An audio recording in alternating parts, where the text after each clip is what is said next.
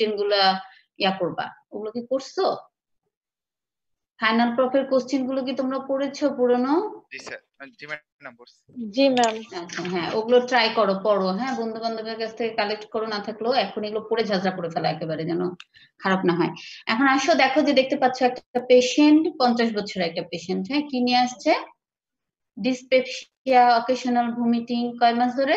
3 মাস ধরে, এবং সাথে একটা অ্যানোরেক্সিয়া আছে, তারপরে কিছু একটা ওয়েট লসও সে বলছে, কিন্তু যে 1 মাস ধরে তার কিছু ওয়েট লসের হিস্ট্রি দিচ্ছে, এবং এক্সামিনেশন করে দেখলো যে একটা গ্যাস্ট্রিক রিজনের মাস আর হচ্ছে অ্যানিমিয়া। তোমাদের বইটা আছে সামনে, যে ওই যে ব্লকের জন্য যে পড়াগুলো আমরা পড়াই কোশ্চিনে, তোমাদের এগুলো তো সব অ্যান্সার গুলো থাকে? জি ম্যাডাম। জি ম্যাম আছে। নো ম্যাডাম নাই। আচ্ছা, একজনের হাতে নাই তো। কোশ্চিনটা তো দেখতে পাচ্ছ, অ্যান্সারটা মনে হয় যে কি, মনে মনে ঠিক করো, হোয়াট ইজ ইউর ডায়াগনোসিস বলো দেখি, এইসব কি ডায়াগনোসিস হতে পারে? Carcinoma stoma. CS stomach. একজন বললে গ্যাস্ট্রিক আউটলেট অবস্ট্রাকশন, একজন বললো কার্সিনোমা স্টোমাক।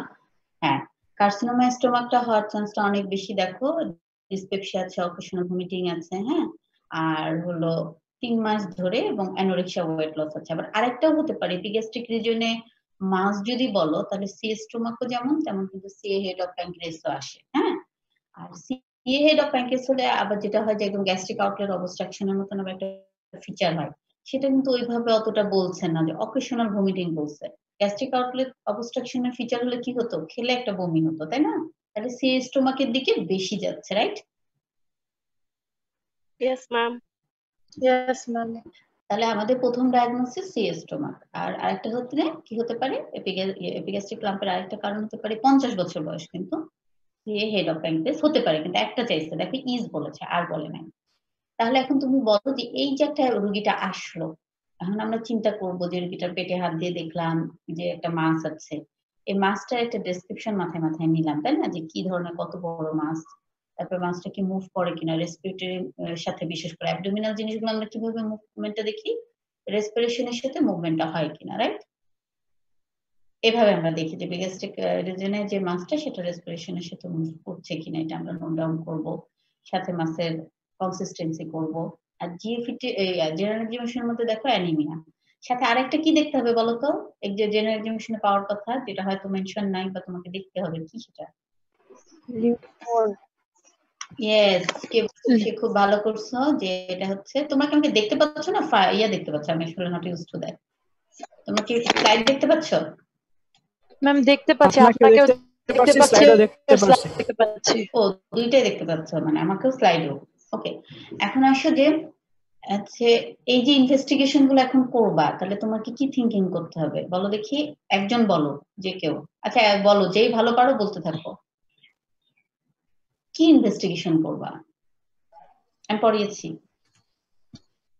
আপার জিআই এন্ডোস্কোপি। এখন যখন তুমি ভাইবা দিবা, ওকে, এখন তুমি ভাইবা দিবা, মানে ধরো যে যখন আমরা কোনো কিছু প্রেজেন্ট করতে যাই, তখন কি করি, আমার ড্রেসটাও ঠিক রাখি, আমার বলার অ্যাটিটিউডটাও ঠিক রাখি, তাই না, এবং সুন্দর করে অল্পের মধ্যে প্রেজেন্ট করার চেষ্টা করি, রাইট? করি কিনা? তাহলে তুমি যখন করবা, এরকম ভাগ করে নিবা যে কি করবা, যে হচ্ছে diagnostic investigation, right? Diagnostic investigation, যা ডায়াগনস্টিকের মধ্যে কি পড়ছে, একজন বললো upper GIT endoscopy with biopsy, right? গেল। আবার হচ্ছে আল্ট্রাসাউন্ড করবা পেটের, কারণ এটা হতে পারে তোমার সি স্টোমাক, হতে পারে সি প্যানক্রিয়াস, মাথায় রাখতে হবে কিন্তু ডিডি, কারণ তুমি যখন ইনভেস্টিগেশন অ্যাডভাইস করবা যে কোনো, তখন তোমাকে যেটা করতে হবে যে তোমার ডিফারেন্সিয়াল ডায়াগনোসিসটা তোমাকে মাথায় রাখতে হবে, তাই না? চাইছে একটা ডায়াগনোসিস, কিন্তু তোমার ডিফারেন্সিয়ালটা মাথায় রেখে আল্ট্রাসাউন্ড করতে হবে, কারণ এটা প্যানক্রিয়াস কিনা বুঝতে হবে। সি স্টোমাক হলো তোমার একটা মাস আসবে, কি কি পাবা আল্ট্রাসাউন্ডে আর কি, বা এন্ডোস্কোপি করে বায়োপসি করবা, বায়োপসি করে কি আসতে পারে, সি স্টোমাকে গ্রেডিং বলবে, হিস্টোপ্যাথোলজির ভ্যারাইটিটা বলবে, রাইট? আর আল্ট্রাসাউন্ড করে কি বুঝবা, location, size, right? Location, size, তারপর তোমার যে লিভারে কিছু আছে কিনা এটা একটু বোঝা যাবে। আর যখন তুমি ফাইনালি এটা একটা ক্যান্সার পেয়েই যাবা, তখন এটাকে কি করতে হবে, যে হ্যাঁ এটা ক্যান্সার, তাহলে এটার কি ইনভেস্টিগেশন দিতে হবে বাবু?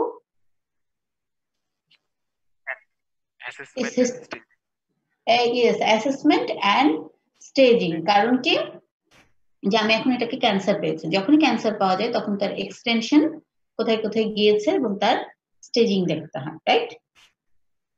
তাহলে এই ইনভেস্টিগেশন গুলো কি?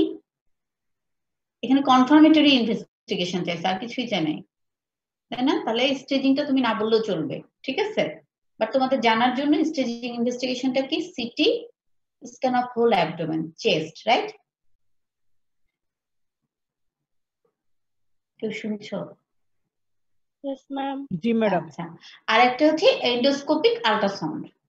এটা তো তোমার হচ্ছে এক্সটেনশনটা বোঝা যায়, কিন্তু এখানে একটা অ্যান্সারই চেয়েছে, কনফার্ম করবা কি করবে।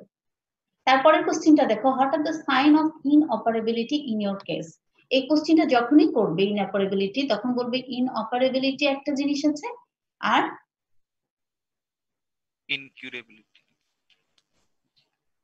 রিসেক্টেবিলিটির একটা ব্যাপার আছে। হ্যাঁ, অপারেবিলিটি কি জিনিস আর রিসেক্টেবিলিটি কি জিনিস, এই দুইটার ডেফিনিশন তোমার কাছে জানতে চাইবে। এখন তুমি খুব সুন্দর করে ইংলিশে না বলতে পারো, তোমার ব্যাপারটা বুঝাতে হবে।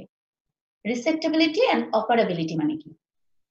Operability মানে if we can operate or not, and receptibility if the person is able to take the operation. Operability মানে একটা রোগীকে যখন তুমি অপারেশনে নিয়ে যাবা, তার জিএ ফিটটা আছে কিনা, তার আন্ডার করলে সে রিভার্স করবে কিনা, তারপরে তোমার ডায়াবেটিসটা, প্রেশারটা, অনেক কোমরবিডিটি থাকে, কারো সিএবিজি করা থাকে, কারো স্টেন্টিং থাকে, কারো ক্রিয়েটিনিন লেভেল অনেক হাই থাকে, ঠিক আছে? এটা হচ্ছে যে তুমি তাকে অপারেশন পর্যন্ত নিতে পারবে কিনা। হতে পারে অসুখটা খুব ছোট, আমরা বলি না, ধরো সাপোজ যে অনেক সময় কোলেসিস্টাইটিস আছে, সিএ ব্রেস্ট আছে, বাট তার আদার কোমরবিডিটিস এত বেশি আছে যে তুমি অপারেশন পর্যন্ত নিতে গেলে তোমাকে অনেক কিছু চিন্তা করতে হবে। হ্যাঁ, ক্যান্সার ছোট কিংবা তোমার আদার্স ঠিক আছে, কিন্তু রোগী হচ্ছে একেবারেই বেড রিডেন, যার লাইফ এক্সপেক্টেন্সিটা খুব বেশি নাই। হ্যাঁ, তাহলে দেখা যাচ্ছে যে তুমি এখন ক্যান্সারের আর একটা অপারেশন করে, ক্যান্সারের অপারেশন করলে কি হয়, একটা লম্বা লাইফ একটা বাচ্চার আশা করি, তাই না? ক্যান্সার কিন্তু খুব অল্প টাইমে কাউকে মেরে ফেলে না, তাই না? যদি সেটা আর্লি ক্যান্সারও হয়। তো এটা হলো ইনঅপারেবিলিটি, যে অনেক রোগীর হচ্ছে জেনারেলাইজ কন্ডিশন অনেক খারাপ, এটা ইনঅপারেবিলিটি। আর যখন রিসেপ্টেবিলিটির প্রশ্ন আসবে, রোগী ফিট, ঠিক আছে, রোগী ফিট, একটা সি স্টোমাকের পেশেন্ট, রোগীর 40 বছর বয়স, পেশেন্ট নাই, ডায়াবেটিস নাই, ধরে নাও যাই থাকুক, অপারেশনে তুমি নামছো, রাইট? কিন্তু সে কি করেছে, সে গিয়ে স্টোমাক ক্যান্সারটা তোমার প্যানক্রিয়াসের সাথে লেগেছে, স্টোমাকটা তোমার হচ্ছে stomach carcinoma inferior vena cover সাথেও ইনভেট করে গেছে। তখন যদি তুমি এই জিনিসটাকে রিসেক্ট করতে যাও, তাহলে কি হবে? ইনফিরিয়র ভেনা কাভা ইনজুরি হবে, প্যানক্রিয়াসটাকে ইনজুরি করবে, একটা গাটকে ইনজুরি করবে। মানে আমরা যখন অপারেশন করি সেফটি খেয়াল করি, তাই না? যে আমি যাই কাটি না কেন সেটাকে আবার জোড়া লাগাই চলে আসবো, রাইট? আমার কথায় আছো? একটু মাঝে মাঝে হ্যাঁটা বলো, নাহলে মনে হবে আমি ভূতের সাথে কথা বলছি, যেহেতু আমি তোমাদের দেখতে পাচ্ছি না। হ্যাঁ, তো জিনিসটা হচ্ছে যে তাহলে তুমি এমন করে একটা ইনজুরি করলা যে হচ্ছে ইনজুরি না করে রোগীটার টিউমারটাকে করলা, কিন্তু বাকি সবকিছু ঠিক থাকলো, এটা হচ্ছে রিসেক্টেবিলিটি। যখন তুমি এটা না পারবা করতে, তখন রিসেক্টেবিলিটিটাও ইরিসেক্টেবল হয়ে যায়, তাই না? ইরিসেক্টেবল একটা লাম, এটা করলে তোমার লিভার চলে যাচ্ছে, এটা করলে তোমার পোটা হেপাটিস তো ইনজুরি হয়ে যাচ্ছে, তাহলে তুমি ওই লেভেলে কাটতে পারবে না, রাইট? এই জন্য হচ্ছে ওটাকে বলা রিসেক্টেবিলিটি। আর ইনঅপারেবিলিটি মানে হচ্ছে রোগীটার জেনারেলাইজ কন্ডিশন খারাপ, তুমি জানো না তো রিসেপ্টিবিলিটিটার কি অবস্থা। জি ম্যাডাম। তাহলে আমি নেক্সট কোশ্চেনে যাই, কোনো কোশ্চেন আছে এখানে? ওকে, নেক্সট কোশ্চেন দেখো, a 30 years old male present with upper abdominal discomfort and fullness after meal and relieved after vomiting for 9 months. Vomit করলেই কি হতো, এই যে ফুলনেস, এই যে ডিসকমফোর্ট, এগুলো চলে যেত। এটা কি কতদিন ধরে চলছে? 9 মাস ধরে। এখন পরীক্ষা করে দেখলা তুমি যে সে একটা ক্যাটাকটিক হয়ে গেছে এবং সেখানে একটা ভিজিবল পেরিস্টালসিস আছে। বলো তো ভিজিবল পেরিস্টালসিস কিভাবে দেখবা? কেউ একজন বলো, শর্ত কি? বেড সাইডে পেশেন্টের লেভেলে যায় দেখতে। হ্যাঁ, তুমি তো অবশ্যই বেড সাইডে দেখবা, পেশেন্ট হচ্ছে শুয়ে থাকবে, কাপড়টা অবশ্যই সরানো থাকবে, অ্যাবডোমেনটা এক্সপোজ থাকবে। তারপরে কি করে বুঝবা? অ্যাবডোমেনে একটা হাত দেওয়ার ইয়া কি আমি তোমাদেরকে দেখানোর সুযোগ আছে আমার? না ম্যাডাম, না ম্যাডাম। অ্যাবডোমেনের যে অ্যাবডোমেনের হচ্ছে লেফট সাইড থেকে রাইট সাইডে Yes, নরমাস ma'am. কিন্তু এগুলো থাকবে, শুধু হচ্ছে কি ক্যাটেকটিক, কারণ কি পেশেন্টের হচ্ছে নিউট্রিশনাল ডেফিসিয়েন্সি হচ্ছে, কারণ সে খাচ্ছে সেটা কিন্তু তার বডিতে কি হচ্ছে অ্যাবজর্ব হতে পারছে না। ঠিক আছে, জি ম্যাডাম। জি ম্যাডাম। তাহলে ডায়াগনোসিস হচ্ছে পাইলোরি, তোমরা কি লিখবা? Gastric outlet obstruction due to pyloric stenosis. শুধু পাইলোরিক স্টোনোসিস বললে কিন্তু কি হবে, তোমাদের কোশ্চেনটা অ্যানসারটা ইনকমপ্লিট হবে। গ্যাস্ট্রিক আউটলেট অবস্ট্রাকশন হচ্ছে পাইলোরিক স্টোনোসিস হলেই কি গ্যাস্ট্রিক আউটলেট অবস্ট্রাকশন হয়? একটু একটু হয়, কিন্তু এরকম হয় না, ওটাকে অবস্ট্রাকশন বলি না আমরা, তাই না? হতেই পারে, তো যাদের আলসার থাকে তাদের অনেক সময় নাড়া হয়ে যায়, তো বলেই যে এটা গ্যাস্ট্রিক আউটলেট অবস্ট্রাকশন হয়ে যায় তা কিন্তু না। তাহলে what are the biochemical changes associated with your diagnosis? এই যে তোমার ডায়াগনোসিসটা বলছো পাইলোরিক স্টোনোসিস, মানে বায়োকেমিক্যাল চেঞ্জটা কি হয় বলো দেখি, কেউ আমার সাথে কোঅপারেট করো। Paradoxical acid Hypochloremic alkalosis.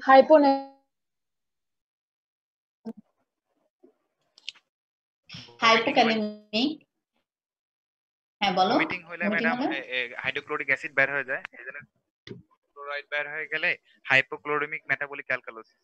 এই মেটাবলিক অ্যালকালোসিসকে তো আবার কিডনি কম্পেনসেট করতে চায়, এজন্য বাইকার্বনেট বের করে দেয়। বাইকার্বনেট বের করলে এর সাথে সোডিয়ামও বের হয়ে যায়, এই জন্য ম্যাডাম তখন হাইপোনেট্রিমিয়া ডিহাইড্রেশন হয়। আবার কিডনি এটাকে রিকম্পেনসেট করতে চায়, তখন আবার ম্যাডাম হচ্ছে ইয়া বের করে দেয়, পটাশিয়াম বের করে দেয়, তখন হাইপোক্যালেমিয়া হয়।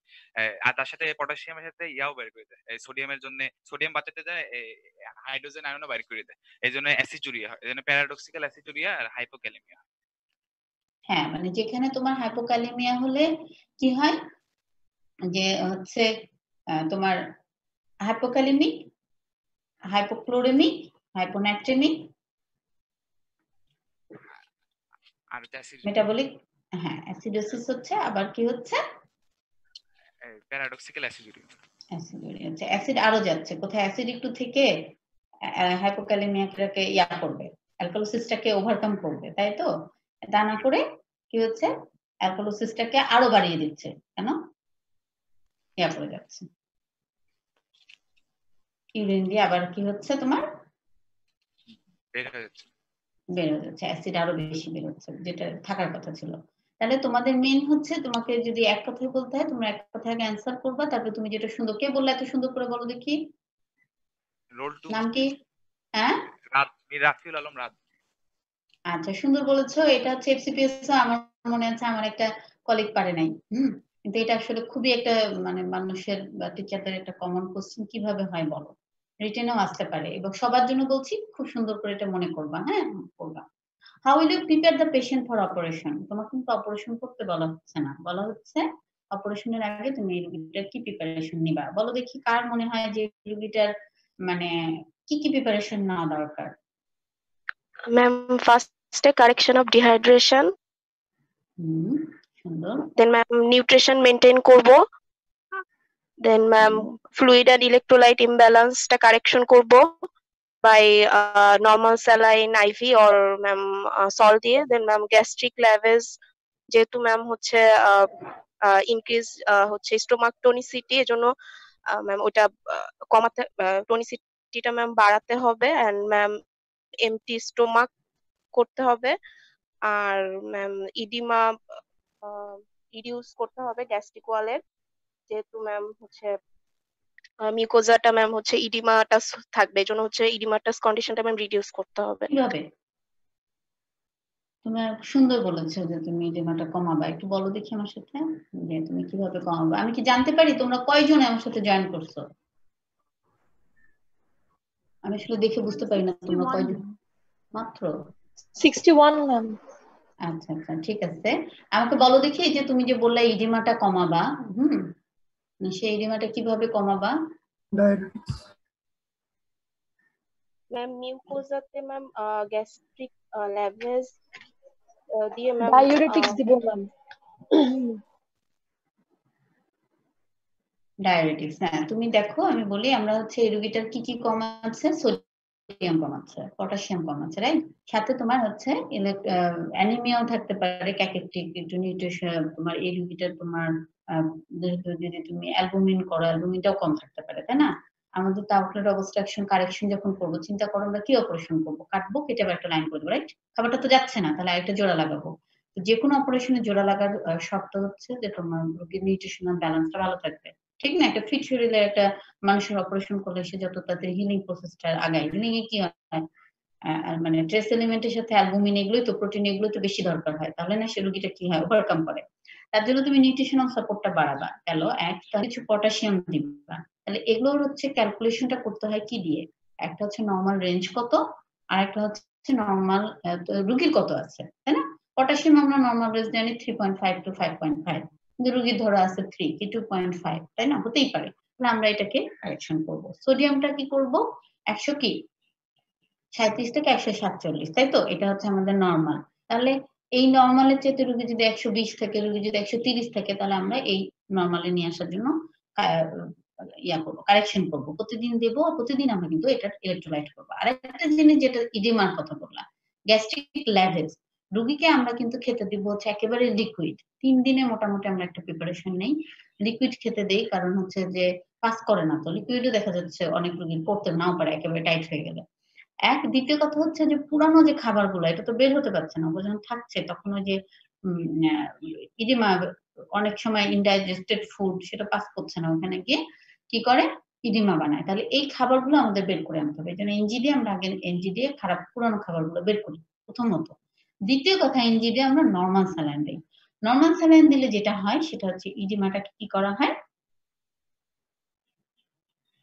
কি করা হয়, নর্মাল স্যালাইন দিলে কি করবে?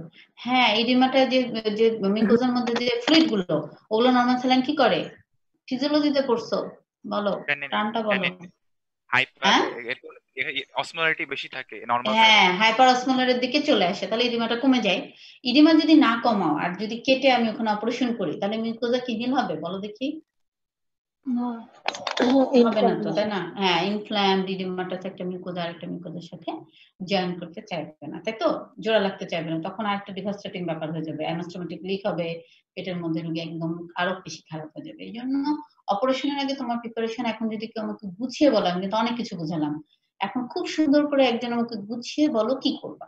আমি কিন্তু অত সুন্দর করে বলি নাই, তোমাদের কাছে যত আশা করছি।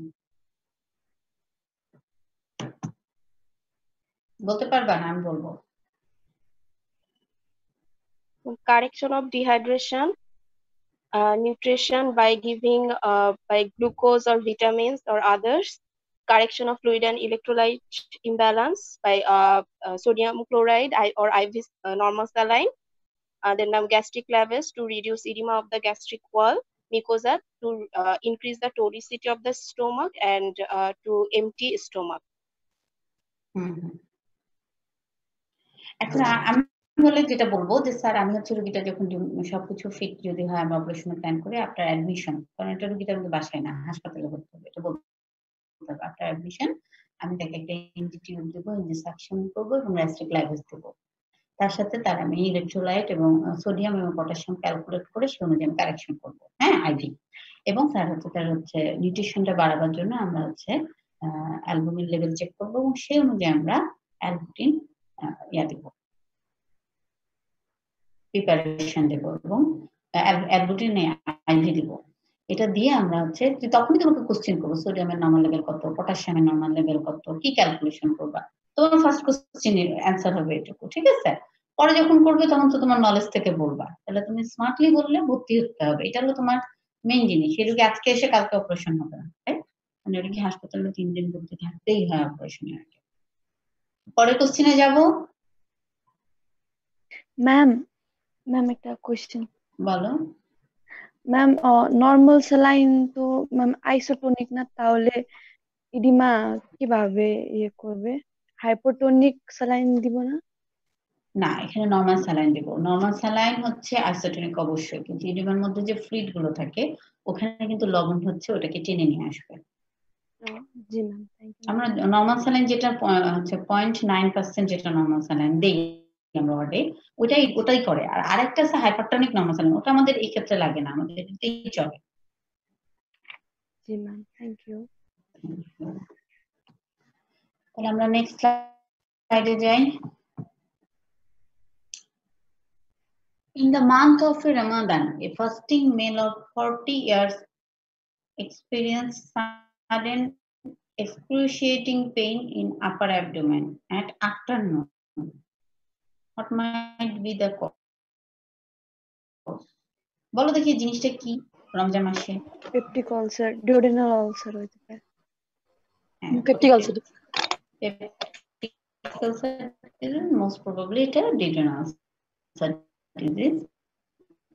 When fasting পাওয়ার পর খুব একটা পেইন হচ্ছে, what might be the cause? তাহলে তোমার বলতে হবে যে peptic ulcer disease. How will you establish your diagnosis? এখন শোনো, এটা শুধু পেপটিক আলসার ডিজিজ বলে রেখে দিবা নাকি একটু বলবা যে পারফোরেশনও? কারণ খুব পেইনটা কিন্তু খুবই ভালো, মানে বেশি বলেছে এক্সপেরিয়েন্সিং সাডেন এক্সক্রুসিয়েটিং পেইন, মানে কি এর পরবর্তীতেই কিন্তু পারফোরেশনের মতন এখন একদম পেরিটোনাইটিস নিয়ে আসবে, এরকম হতে পারে। আবার রোগী খুব সিনসিয়ার হলে এই ব্যথাতেই হাসপাতালে চলে আসতে পারে। তাহলে তুমি আর তোমার কাজ হবে কি, অবশ্যই বলবা যে হচ্ছে duodenal ulcer disease. How will you establish your diagnosis? এবং বলবা যে নিয়ে একটু পারফোরেশনও হতে পারে, ঠিক আছে? তাহলে তুমি তোমার ডায়াগনোসিস এস্টাবলিশ করবা কি করে? দুইটা, একটা হচ্ছে যদি পারফোরেশন হয়ে যায় স্ট্রেট ফরওয়ার্ড তুমি একটা প্লেন এক্সট্রা অ্যাবডোমেন করলেই কি পাবা?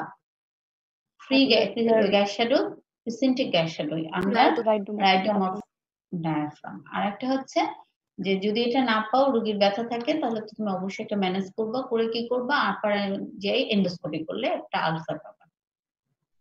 পারফোরেশন হয়ে গেলে তো তোমরা আমার সঙ্গে আর এন্ডোস্কোপি করি না, তাই না? তাহলে আমাদের আগে এক্সক্লুড করতে হবে যে রোগীটার পারফোরেশন হয় নাই। তবে হ্যাঁ, সবকিছুর আগে আমরা কি করি? একটা আইভি পিপিএ দিয়ে দিই, right? Yes, ma'am. Yes, ma'am. তাহলে তুমি বলবা যে আমরা একটা প্লেন এক্সরে অ্যাবডোমেন করব, কি পাবো? তুমি জিজ্ঞেস করবে কি পাবা? ফ্রি ক্রিসেন্টিক গ্যাস শ্যাডো পাবা under right dome of the diaphragm, লিভারের নিচে পাবা, সরি উপরে পাবা। আর একটা হচ্ছে যদি আল্লাহর মতো ভালো থাকে তাহলে আবার যে এন্ডোস্কোপি করলে এটা পাওয়া যাবে। তাহলে তুমি এটাকে ম্যানেজ করবা কি করে? যদি পারফোরেশন হয় তাহলে কি করবা? এনপিও রাখবো পেশেন্টকে, পেশেন্টকে ম্যাম এনপিও করবো, এনজি সাকশন দিব, ক্যানুলা করব। এক কথা প্রথমে আগে বলবা যে আমরা পেশেন্টকে আগে রিসাসিটেট করব। পারফোরেশনও যদি হয় তাহলে রিসাসিটেট করব অপারেশনের আগে। আর যদি এটাকে তুমি বলতে চাও যে না শুধু আলসার হয়েছে, তাহলে আমরা বলি কনজারভেটিভ ট্রিটমেন্ট দেবো। তাহলে প্রথম কথা হবে কনজারভেটিভ ট্রিটমেন্ট দেবো, অ্যাসেস করব। আর যদি এটা হয় তাহলে মানে যদি পারফোরেশন হয় তাহলে প্রপার রিসাসিটেট করে আমরা অপারেশন করব, ঠিক আছে? তাহলে প্রথম কথা হচ্ছে কনজারভেটিভ ট্রিটমেন্ট দেব। কনজারভেটিভ ট্রিটমেন্টটা কি চালু করব? বাই দিস টাইম আমি ইনভেস্টিগেশন করছি, তাই না? ইনভেস্টিগেশন বাই দিস টাইম করছে আর্জেন্টলি। তারপরে রিসাসিটেট করে যদি লাগে অপারেশন, আর যদি না লাগে তাহলে তো কনজারভেটিভ ট্রিটমেন্টই ভালো যাবে। Peptic ulcer disease, right? আমার সাথে আছে? জি ম্যাম। Yes ma'am. দিন দেখি নাই, অনেকদিন দেখি নাই তোমাদের। Hello, yes madam. আচ্ছা, একটু হঠাৎ করে দেখাচ্ছে কানেকশন নাই। কনজারভেটিভ ট্রিটমেন্ট দিব। যখনই আর তোমাকে বলবে কনজারভেটিভ ট্রিটমেন্ট দিবে, তখন আসো যে কি কি করবা। কথা কিন্তু সুন্দর মতো থ্রো করতে হবে যে তুমি কনজারভেটিভ ট্রিটমেন্ট দিবা। তারপরে ইনভেস্টিগেশন কনফার্ম করবা, ডায়াগনোসিসটা কনফার্ম করবা, করার পরে রিসাসিটেট করবা। দেন যদি লাগে অপারেশন, নাহলে কনজারভেটিভ ট্রিটমেন্টেই ভালো হয়ে যাবে। এখন বলো কনজারভেটিভ ট্রিটমেন্ট আর কি? যাহাই কনজারভেটিভ ট্রিটমেন্ট তাহাই কিন্তু রিসাসিটেশন। কনজারভেটিভ ট্রিটমেন্টটা কি? হসপিটাল অ্যাডমিশন করব ম্যাম, তারপরে nothing for oral, NG suction দিব, ক্যানুলা ওপেন করে আইভি ফ্লুইড দিব, তারপরে ম্যাম হচ্ছে আইভি অ্যানালজেসিক অর অ্যান্টিবায়োটিক দিব, and ma'am urine output measure করার জন্য ম্যাম ক্যাথেটারাইজেশন করব। এই সুন্দর বলেছো, অ্যান্টিবায়োটিক অথবা অ্যানালজেসিক। না, অ্যানালজেসিকও দিবা, অ্যান্টিবায়োটিকও দিবা। হ্যাঁ, অ্যানালজেসিকটা দিবা, অ্যান্টিবায়োটিক দিবা, আর ক্যাথেটার করবা ইউরিন আউটপুট মেজার করার জন্য। বলবা ইনটেক আউটপুট চার্ট মেনটেন করার জন্য। সুন্দর হয় তাহলে। এমনি খুব সুন্দর বলেছো, আর একটু সুন্দর করে দিলাম। হ্যাঁ,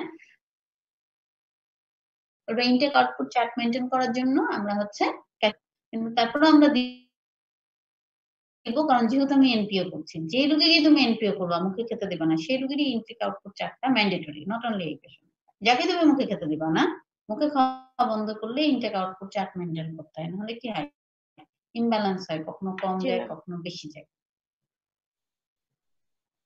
তাহলে তুমি হচ্ছে এটা করবা। এখন হঠাৎ ইনভেস্টিগেশন তো তোমার হয়েই গেল, surgical option in this case. এখন তুমি যে বলবো আমি কি এক ইয়াতে পার হয়ে গেছি বাবু, আগেরটা বাদ দিয়ে? হ্যাঁ হ্যাঁ হ্যাঁ, তাই তো বলি, তুমি ম্যানেজমেন্টটা আগে শেষ করে আসি, তাহলে তুমি কি অপারেশন করবা তোমাকে জিজ্ঞেস করে যদি, ম্যানেজমেন্ট মানে তো অপারেশন, তাই না? রিপেয়ার করব এন্ড হচ্ছে thorough the peritoneal toileting, then ma'am and হচ্ছে excision of the ulcer and biopsy from the margin of the ulcer, and ma'am হচ্ছে resection anastomosis. আমি তোমাকে আরেকটু ক্লিয়ার করি, যে বলছো খুব সুন্দর বলেছো, বলবা যে আফটার প্রপার কাউন্সিলিং, যে কোনো অপারেশন, নট অনলি এটা, আফটার প্রপার কাউন্সিলিং, এই কথা বললে তোমাকে একদম ইন্টারন্যাশনাল মানের স্টুডেন্ট হয়ে যাবা। আফটার প্রপার কাউন্সিলিং, হ্যাঁ, আন্ডার জিএ সেটা কি দিবা, আন্ডার জিএ, হ্যাঁ, laparotomy, identification of the ulcer, তুমি যেটা বললা বায়োপসি, এটা আমরা আসলে ডিউডেনাল আলসারে সাধারণত নিই না, তাও তুমি ভালো বলছো, কারণ স্টোমাক আলসার হলে অবশ্যই নিতে হয়।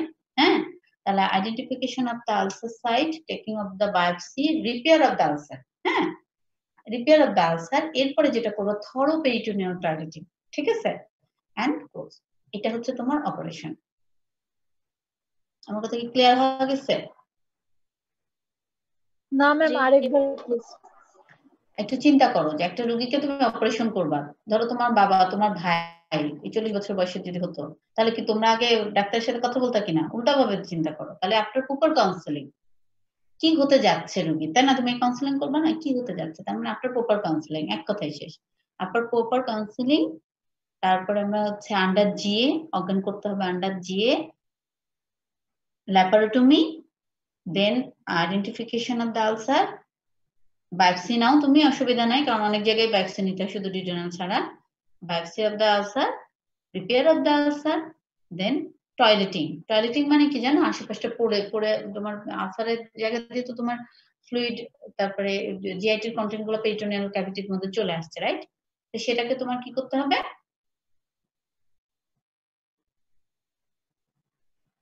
হ্যালো, সেটা তোমাকে কি করতে হবে, পেরিটোনিয়াল টয়লেটিং করতে হবে। এটা হচ্ছে তোমার ম্যানেজমেন্ট প্ল্যান। জি ম্যাম। ওকে, তাহলে নেক্সট কোশ্চেনে যাব।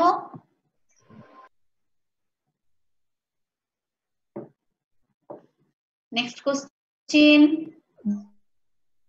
A 35 years old man has come to you with history of fever for 2 weeks. কতদিন ধরে ফিভারটা বাবু? 2 সপ্তাহ ধরে, বয়সটা হচ্ছে 35 বছর, followed by sudden severe lower abdominal pain and abdominal distension for last 2 days. What is your diagnosis? বলো দেখি এটা কি হতে পারে?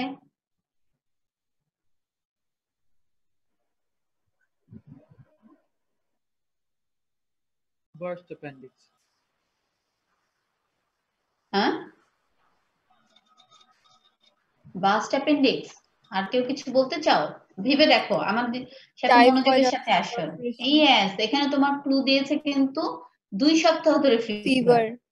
হ্যাঁ, 2 সপ্তাহ ধরে ফিভার, কারণ টাইফয়েড আলসার, তোমার টাইফয়েড আলসারে যখন তুমি কমপ্লিকেশন পড়বা, তখন দেখবা যে 2 সপ্তাহ পরে টাইফয়েড আলসার পারফোরেশন হয়, মানে থার্ড উইকে গিয়ে টাইফয়েড আলসার পারফোরেশন হয়, ঠিক আছে?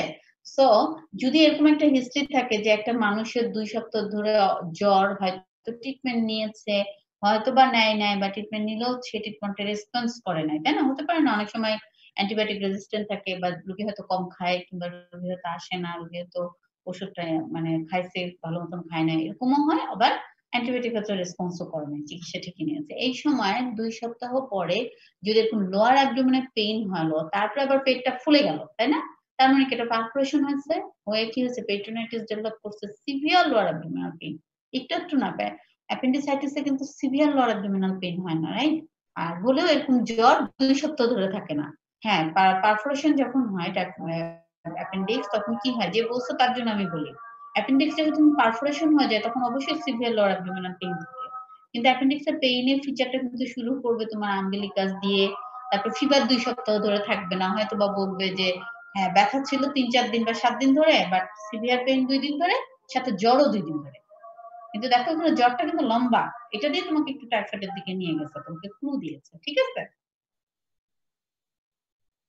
জি ম্যাম। আচ্ছা, তারপরে তাহলে হোয়াট ইজ ইউর ডায়াগনোসিস? তাহলে তুমি বলবা যে typhoid ulcer perforation. What are the investigation you need to diagnose that case? এখন এই একটা কেস তুমি ডায়াগনোসিস করার জন্য কি ইনভেস্টিগেশন দিবা বলো দেখি। X-ray X-ray. হ্যাঁ একই কথা, কিন্তু ডিউটেরাল আলসার পারফোরেশন হলো একই, এটাও একই, এক্সট্রা একটা অ্যাবডোমেন দিবা, দিয়ে দেখবা কি একই অবস্থা দেখবা, ওই যে ক্রিসেন্টিক গ্যাস সেটা, কিন্তু ডিউটেরাল আলসারটা কিন্তু উপরে থাকে, টাইফয়েড আলসার কি নিচে? জি ম্যাম। টাইফয়েড আলসার কোথায় থাকে বলো তো, কোন লাইনে? লোয়ার অ্যাবডোমেন তো বলছে, কোন জায়গায়? Ileocaecal junction. Terminal ileum. Terminal ileum, ঠিক আছে, ইলিওসিকাল জাংশনের খুবই কাছাকাছি থাকে, খুবই কাছাকাছি থাকে। এই জন্য টাইফয়েড আলসার পারফোরেশন হলে কি হয়, আমরা যদি ডিউডেনামে যেমন আমরা আলসারটা রিপেয়ার করে রেখে চলে আসি, কিন্তু টাইফয়েড আলসার পারফোরেশন হলে অবশ্যই আলসারটা তুমি রিপেয়ার করবা, এবং আলসারটা যেহেতু খুবই আইলিওসিকাল জাংশনের খুবই কাছে, ওখানে একটা ভালভ থাকে, রাইট? ওপেন না কিন্তু ভালভ থাকে, ভালভ থাকা মানে তোমাকে একটা ধাক্কা দেওয়ার প্রশ্ন আসে। তো যদি তুমি হচ্ছে আমাকে যেহেতু দেখতে পাচ্ছ তো, তাই না? এখন এইখানে একটা আলসার, এখানে একটা আলসার, এখানে একটা ভালভ, এখানে একটা আলসার, এখানে একটা ভালভ, খাবার আসছে, এসে যদি এই ভালভকে ধাক্কা দিতে যাই আর এখানে একটা আলসার রিপেয়ার করো, টিকবে? ছেঁড়া জামা তো তোমরা পরো নাই, ভেবে দেখো যেখানে তোমার ধাক্কা লাগে ওখানে কি ছেঁড়া জামা রিপেয়ার করলে চলে? চলে না। ম্যাম হাত দেখা যাচ্ছে না। হাত দেখা যাচ্ছে না, এখানে তাকাও, দেখতে পাচ্ছ হাত আঙ্গুল? জি ম্যাম এখন দেখা যাচ্ছে। আচ্ছা, এইখানে ধরো আইলোসিক্যাল ভালভ, তাই তো, আর এখানে ধরো টার্মিনাল আইলিয়ামে একটা আলসার হয়েছে, হ্যাঁ? তাহলে এই ভালভের কাছে এসে ধাক্কা দিয়ে খাবারটা সিকামে যায়, রাইট? তারপরে সিকামে যায়। এখন এখানে ভালভ আর এখানে যদি আলসারটা তোমার হচ্ছে আলসার হয়েই যায়, ফুটাও হয়ে যায়, তুমি যদি এটা রিপেয়ার করো, একটু কমন সেন্স নিয়ে বলো তো, খাবারটা যখন এসে ধাক্কা মারবে এই ধাক্কাটা এখানেও তো লাগবে, তাই না? এই ভালভটার জন্য তো খাবারে ধাক্কা মানে ভালো ধাক্কা দিতে হয় তোমার ডাইজেস্টিভ ফুডগুলোকে, তাই না? তাহলে এইখানে ছিঁড়ে যাবে, ওই আলসার রিপেয়ারটা তোমার টিকবে না, হলো না। যেমন তুমি আমার আঙ্গুলটা দেখছিলা না, তো আমি পরে লাভ হচ্ছিল, তোমরা দেখছিলা না, তাই না? তাহলে কি তোমার এখানে রিপেয়ার করলেই হবে না, এই রিপেয়ারটা টেকার জন্য কি করতে হবে জানো? না না এখানে না, স্ফিংক্টার রিলিজ না, আরো না, আরো প্রক্সিমালি, আরো প্রক্সিমালি আমরা কি করব, একটা ডিফাংশনিং আইলোস্টমি করব। বোঝা গেল? Yes ma'am. তাহলে ডিফাংশনিং আইলোস্টমি করব, হবে? তাহলে কি হবে ডিফাংশনিং আইলোস্টমি করলে? এইটা রিপেয়ার হবে, এটা হেলদি হবে, এটা ঠিক হয়ে যাবে, পরে 3 মাস পরে ওই আইলোস্টমি আবার ক্লোজ করব, রিস্টোরেশন অফ দা আইলোস্টমি, ঠিক আছে? হ্যাঁ, ছবি কি আঁকাবো তোমাদের এখানে? একটু মানে কাগজ আছে তো, একটু দেখতে পারলে তো ছবি আঁকানো যায়। 1 সেকেন্ড আমি তোমাদের একটু ছবি আঁকাই।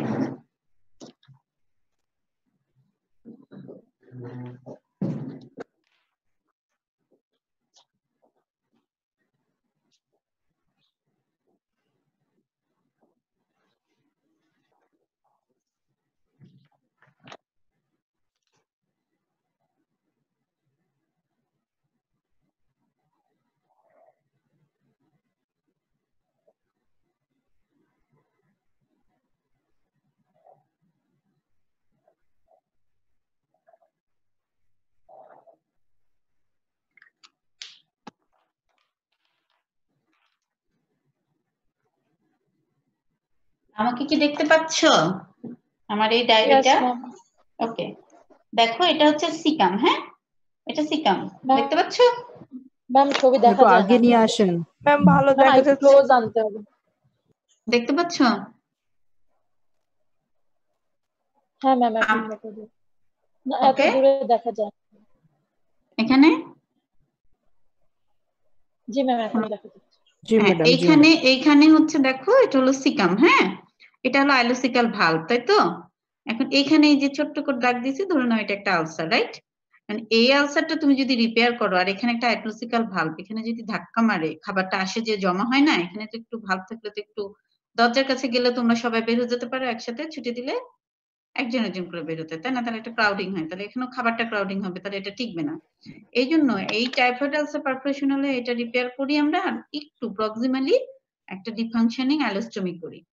এটা রিপেয়ার হলো, এটা টিকলো, এটা যখন হেলদি হয়ে যায় তখন আমরা 3 মাস পরে, কারণ একবার ল্যাপারোটমি করলে 3 মাসের মধ্যে সাধারণত আমরা করতে চাই না, তারপরে আবার কি করব, এটা এখান থেকে তো খাবার বের করছিলাম, এটাকে রেস্ট দিচ্ছিলাম, ঠিক আছে? এবার এটাকে আমরা আবার ক্লোজ করে দেব, লাইন ঠিক করে দেব, ঠিক আছে? এটাকে বলে রিস্টোরেশন। ওকে জি ম্যাডাম। Yes, ma'am. ওকে, তাহলে আসো যে আমরা এখন কোশ্চিনে যাই, তোমাদের বোঝা হলে তোমরা পারবা। তোমাকে এই কোশ্চিনটা কিন্তু খুবই করবে, হ্যাঁ, যে যখনই তোমাকে বলবে টাইফয়েড আলসার পারফোরেশন তুমি রিপেয়ার করেছো, এই রিপেয়ার কি টিকবে, এই কোশ্চিন করবেই। হ্যাঁ, তোমার এত ছবি হয়তো তোমাকে আঁকাতে বলবো না, বাট তুমি বলবা যে জি স্যার আমরা একটা ডিফাংশনিং অ্যালোস্টমি করে দিব, তারপরে তখনই আবার তোমাকে বলবো যে এইভাবে কি রুগী থাকবে,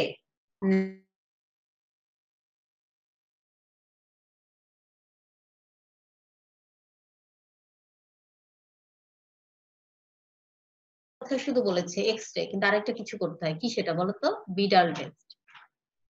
টাইফয়েড আলসার বলছো তো, একসাথে আছো? Yes, ma'am.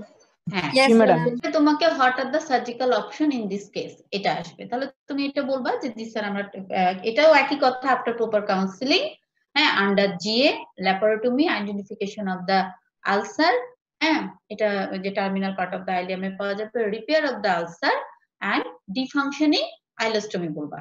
যদি তুমি বলে ফেলো তাহলে তোমাকে ওই পরের কোশ্চেনে বলবে কবে তুমি এভাবে কি রোগী সারা জীবন থাকবে না, তার 3 মাস পরে আবার রেজিস্ট্রেশন করে দেবে। ম্যাম এখানেও কি আলসারের বায়োপসি নিতে হবে? সাধারণত নেই না, আমরা আলসারের বায়োপসি নেই শুধুমাত্র স্টোমাক কার্সিনোমা হলে, হ্যাঁ, আরো কিছু জায়গা থেকে নেই যদি সন্দেহ থাকে।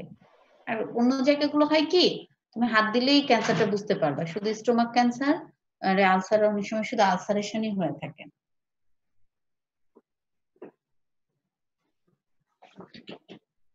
পরের কোশ্চেনে যাব, তোমাদের টাইম ওভার, আর একটা কোশ্চেন পড়াই দেই, জি এত ম্যাডাম। ছুটিতে আসছো। ওকে, পরের কোশ্চেনে একটু যাই। হ্যাঁ, এখন তো তোমরা বাসাতেই আছো, খাচ্ছ দাচ্ছ, কোনো সমস্যা নাই তো না?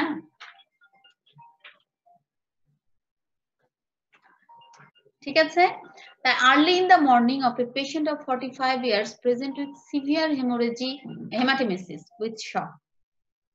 What are the possibilities? 45 বছর বয়সের একটা পেশেন্টের সকালবেলায় দেখা গেল হেমাটোমেসিস হলো এবং সেই সাথে একটা শক হয়েছে, তাহলে তুমি এটাকে কি বলবা? পসিবিলিটিস কি হতে পারে 45 বছর বয়সের একটা পেশেন্ট? ধারণা কি কি হবে? একটা মানে তুমি দেখলা যে 45 বছর মানে কি তোমার মামা, চাচা, এরকম টাইপের একটা বয়স্ক লোক, হ্যাঁ, খুবই বমি হচ্ছে এবং রক্ত বমি, বাংলা ভাষায় রক্ত বমি হচ্ছে এবং শকে চলে গেছে। আচ্ছা, স্টোমাক কার্সিনোমা হয়, নিলাম, তবে এটা একটু পরে নিতে চাই, আগে না। হ্যাঁ, আমি তোমার কাছে বলি যে যে বললা কার্সিনোমা অফ স্টোমাক সত্যি হয়, হ্যাঁ, কিন্তু মানে আমরা কমন জিনিসটা একটু কমনলি শুনতে চাই, ঠিক আছে বাবু? যেমন ধরো অনেক অ্যাডভান্স স্টেজে যখন সিএস স্টোমাক হয় তখন ওখান থেকে হচ্ছে ইয়া আসে, ঠিক আছে? জি ম্যাডাম। তাহলে এটা হচ্ছে যে কি তোমার পসিবিলিটিসটা কি, তাহলে তুমি বলবা র্যাপচার ইসোফেজিয়াল ভ্যারিসেস। আর একটা বলতে পারি, বলো তো আরেকটু কমন, কি বলো তো? Yes, bleeding peptic ulcer. কোন পার্টে পেপটিক আলসার হলে মানে এরকম ব্লিডিং হয়? একটু আগে আমরা অনেক পেপটিক আলসার নিয়ে বললাম, perforation. Posterior wall of the duodenum. Yes, anterior first part of duodenum, কিন্তু পোস্টেরিয়র অফ দ্য ডিউডেনাম যদি হয়, ওখানে একটা ভেসেল থাকে, ভেসেলটার ইরোশন হয়ে গেলে সিভিয়ার হেমাটোমেসিস হতে পারে। এটাও একটা কারণ 45 বছর বয়সের। আর একটা হতে পারে যেটা বললা যে হ্যাঁ অবশ্যই সিএস স্টোমাক হতে পারে, তবে মেইনলি এই দুইটাকে আমরা খুব মানে প্রায়োরিটি দিই বা কমনলি চিন্তা করি যে এটা মানে কারণ ছিল। তাহলে how will manage this patient? Manage করবা কি করে? তোমার সামনে একটা রোগী ইমার্জেন্সিতে আছে, ওই রোগীটা কি আমার চেম্বারে আসবে? না ম্যাম। ইমার্জেন্সিতে হ্যাঁ, এই রোগীটা কিন্তু সাধারণত চেম্বারে রোগীর সিরিয়াল নেওয়া, বসে থাকা এগুলো পারবে না। এখন বলো দেখি এই রোগীটা কি ইয়া করবে, কি বলে, এই যে COVID-19 চলছে, রাইট? এই রোগীটা এখন আমাদের দেখা দরকার, তাই না? এই রোগী কিন্তু বলা যাবে না যে দেখবো না, রাইট? জি ম্যাম। হ্যাঁ, এই রোগী কিন্তু দেখতে হবে। চেম্বারের রোগী আমরা দেখবো না, ঠিক আছে? মানে কি, এরা হচ্ছে কুল। তোমার মা খালা অনেকেই অনেকদিন ধরে দেখাতে চাচ্ছে, ধরো, হ্যাঁ, তাই বলে এখনই তুমি বলবা মা চলো না কিছু ম্যাডামের কাছে এখনই যাই, বলবা না। কারণ কি, এগুলো হচ্ছে কুল কেস, আচ্ছা এই সময়টা যাক। কিন্তু এই রোগীটা ইমার্জেন্সি, রাইট? এই রোগীটাকে আনতেই হবে হাসপাতালে, রোগীটা আসবে এবং তুমি সেখানে ডক্টর, কি করবা?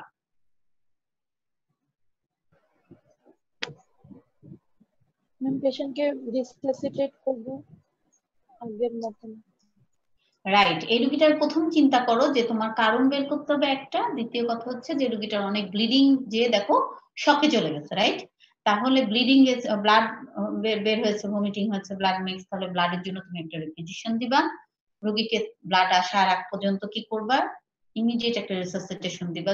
হোয়াইট বোর্ড চ্যানেল, এখানে কিন্তু আমরা এটা শুনতে রাজি না যে আইভি ফ্লুইড, হ্যাঁ, বলবো হোয়াইট বোর্ড চ্যানেল দিব, ব্লাড পাঠাবো গ্রুপিং এন্ড ক্রস ম্যাচিং এর জন্য। তারপরে আমরা হোয়াইট বোর্ড চ্যানেল দিয়ে ইমার্জেন্সি বেসিসে কিছু ফ্লুইড তো স্টার্ট করবোই, সাথে কি করব, সাথে আমরা কারণ খুঁজে বের করব। কি কারণ? এখন এই রোগীটা যদি ব্লিডিং ইসোফেজিয়াল ভেরিসেস হয়, বেসিক্যালি আমার বান্ধবীর বাবা, আমার বান্ধবী ডাক্তার, আমার বান্ধবীর বাবাও ডাক্তার, একটা ক্লিনিকের মালিক, যেমন আমাদের এমডি স্যার হাসপাতালের মালিক, উনি হচ্ছে ব্লিডিং ইসোফেজিয়াল ভেরিসেসে মারা গেছেন। 3-4 বার হয়েছিল, 3-4বারই আমরা ম্যানেজ করতে পারছি, লাস্ট টাইম আমরা ম্যানেজ করতে পারিনি। এখন আমার মনে পড়ছে তোমাদেরকে শেখাতে গিয়ে, কারণ আমি যখন এফসিপিএস যেবার পাশ করলাম, ওবার হচ্ছে আঙ্কেল এরকম ছিল যে আমার 1-2 তারিখে, জুলাই মাসের 1-2 তারিখে রিটার্ন ছিল। তো আমি 2 তারিখ রাতে শুনি যে আঙ্কেল হচ্ছে লাইব্রেরি এখানকার। তো আমার ওই যে রিটেন পরীক্ষার আগে অনেক পড়তে হয়, বুঝছো, বসে বসে পড়তে পড়তে পিঠ ব্যথা, আমি তো ফ্লোরে শুয়ে শুতাম ওই সময় রাতে। আমি পরের দিন উঠেই যাবো, তো দেখি আমার পিঠ ব্যথা, উঠতে পারছি না। আমি 11টায় উঠে রওনা দেবো লাইব্রেরি। ওই সময় দেখছি ফেসবুকে স্ট্যাটাস দিচ্ছে আঙ্কেল মারা গেছে।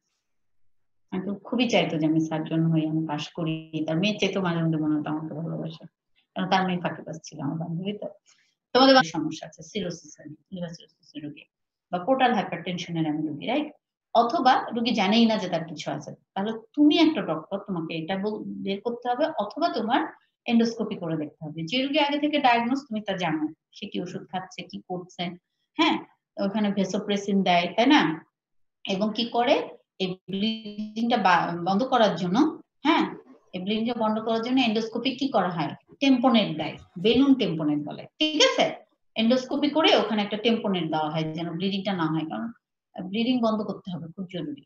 আর একটা হচ্ছে যে ব্লিডিং পেপটিক আলসার হতেও পারে। দুইটার জন্য কিন্তু এন্ডোস্কোপিটা জরুরি, তাই না? দুইটার কারণেই কিন্তু তোমার ভিতরে ঢুকতে হচ্ছে। তাহলে তুমি ইনিশিয়ালি কি করবা, রোগীটাকে রিসাসিটেট করবে এবং খুব তাড়াতাড়ি তোমাকে এন্ডোস্কোপিস্টকে ডাকতে হবে, তাই না? আমি তো এন্ডোস্কোপি পারি না, আরিফ স্যার পারে না, তাহলে কে পারে? Gastroenterologist, right? কে পারে? আতিয়া সাইদ, স্বপন চন্দ্র ধর, এনারা পারেন, তাই তো? তাহলে ইনাদেরকে কল দিতে হবে যে স্যার বা ম্যাডাম, এরকম আমাদের একটা রোগী আছে, খুব তাড়াতাড়ি আসতে হবে, এই কল দিতে হবে। আর তোমাকে হচ্ছে শকের ম্যানেজ করতে হবে, যাই হোক ব্লিডিং তো হচ্ছে, শকের ম্যানেজ করতে হবে। Peptic ulcer, bleeding peptic ulcer disease অনেক সময় ভালো হয়ে যায়, কিন্তু যেহেতু শক বলেছে, যদি ব্লিডিং হতেই থাকে তাহলে ইমার্জেন্সি এন্ডোস্কোপি করে কি বলতে হবে, বলবো ইমার্জেন্সি, এটা কিন্তু বলা emergency, emergency endoscopy and heater পপ দিয়ে কোয়াগুলেট করতে হবে ব্লিডিং ভেসেলকে।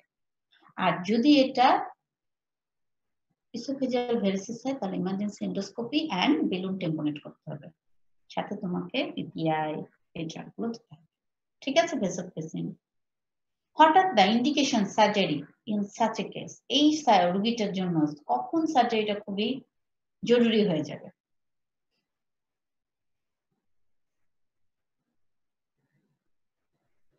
কেউ নাই আমার সাথে, সবাই চলে গেছো?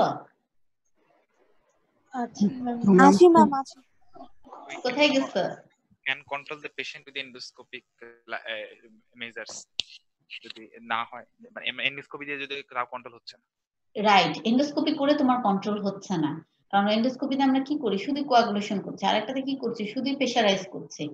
ব্লিডিং তো হতে থাকলে রোগী তো বাঁচানো যাবে না, তখন কি করি আমরা, এটা ফেইল হলে, এটাই সুন্দর কথা যে আমি যখন এটা ফেইল হবে তখন আমরা এটাকে প্রপার কাউন্সিলিং, ইমার্জেন্সি ল্যাপারোটমি করে আমরা কি করব, রিপেয়ার করব ব্লিডিং ভেসেলকে।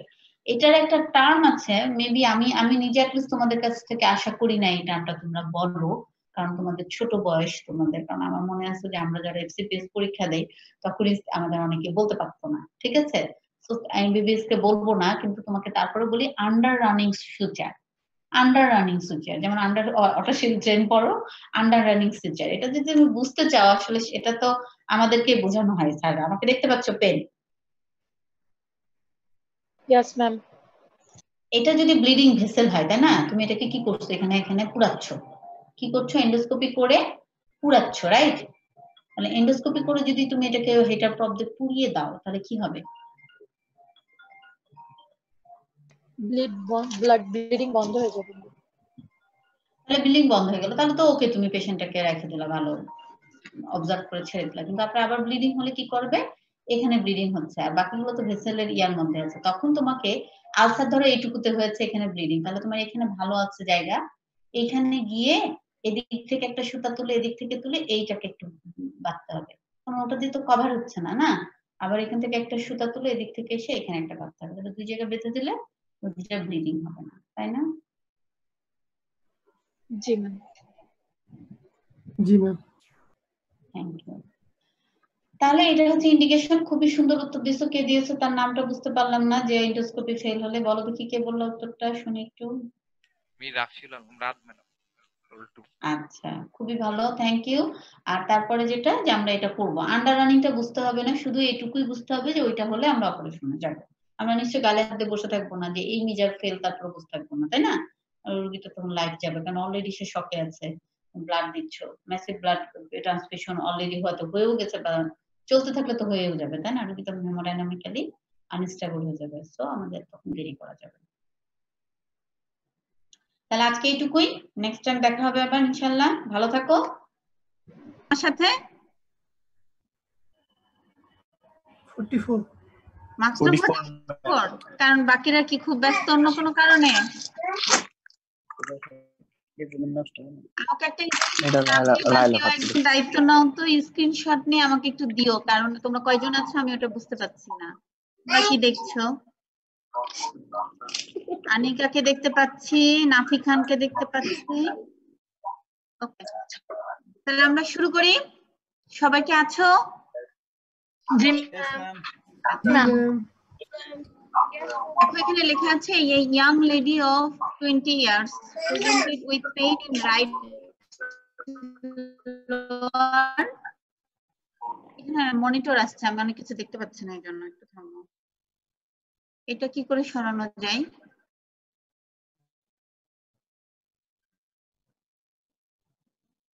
হ্যাঁ ঠিক আছে, হ্যালো।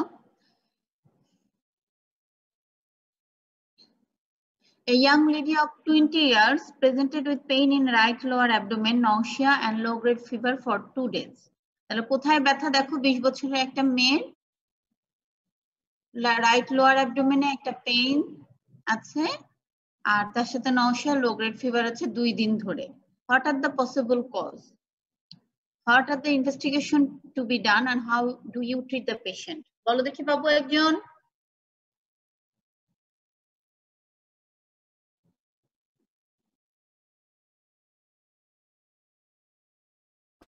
Ma'am acute appendicitis. হ্যাঁ, রাইট লোয়ার অ্যাবডোমেন, আর ma'am UTI. UTI, stone stone, ureteric stone,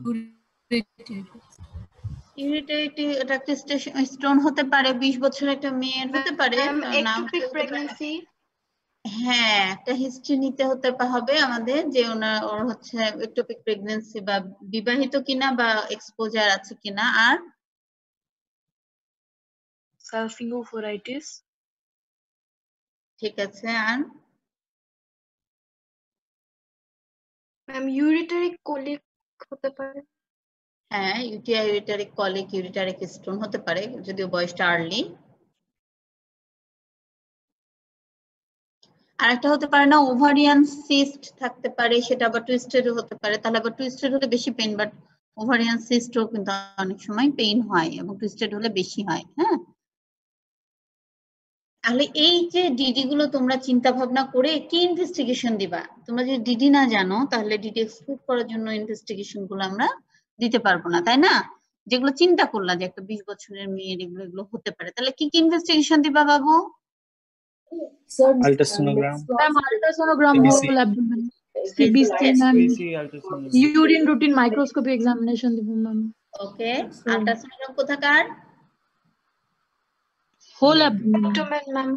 Whole Whole abdomen. abdomen. Good. আর Ma'am, pregnancy test দিব একটা, beta ma'am, ECG. beta ECG, মেয়েটা যদি আনম্যারিড হয়? Ma'am, তাও দিব। তাও দিব ma'am। গুড, হ্যাপি হলাম, কারণ আমার একটা 3rd ইয়ার স্টুডেন্ট ছিল, মেডিকেল স্টুডেন্ট, কোন একটা মেডিকেল কলেজে, হ্যাঁ, যার আমরা অ্যাপেন্ডিসাইটিস বলে অপারেশন করতে গিয়ে একটোপিক প্রেগন্যান্সি পেয়েছি। হ্যাঁ, কারণ হচ্ছে আমরা তো কখনো ভাবি নাই, কিন্তু আমরা এটা লুকাতেও পারি না। আমরা খুব চেয়েছিলাম লুকাতে, যদি আগে থেকে জানতাম হয়তো লুকাতে পারতাম, কারণ আমরা আপসেট হয়ে গেছি ওটিতে। তো তখন সিস্টাররা জেনে এটা পাবলিশ করে দিয়েছিল। সিস্টাররা কিন্তু অনেক সময় দুষ্টু হয়, বুঝছো, ডাক্তার আমরা অনেক লুকাতে চেয়েছিলাম। তো ঘটনা হচ্ছে আনম্যারিড হলো আমাদের এটা জানতে হবে, তাই তো, যে প্রেগন্যান্সি টেস্ট দিতে হবে ইয়ার আগে। সাধারণত আমরা চিন্তা করি না, কারণ ওই যে পেশেন্টের গল্প বলছি সেটা আমার স্টুডেন্ট, আমরা চিন্তাই করি নাই যেরকম হতে পারে। তারপর আননোন হলে তোমাকে নিতে হবে। টুইস্টেড ওভারিয়ান সিস্ট হতে পারে, তাহলে সেটার জন্য আল্ট্রাসাউন্ড করলে আমরা কি কি বুঝতে পারবো? অ্যাপেন্ডিসাইটিস কনফার্ম করতে পারবো?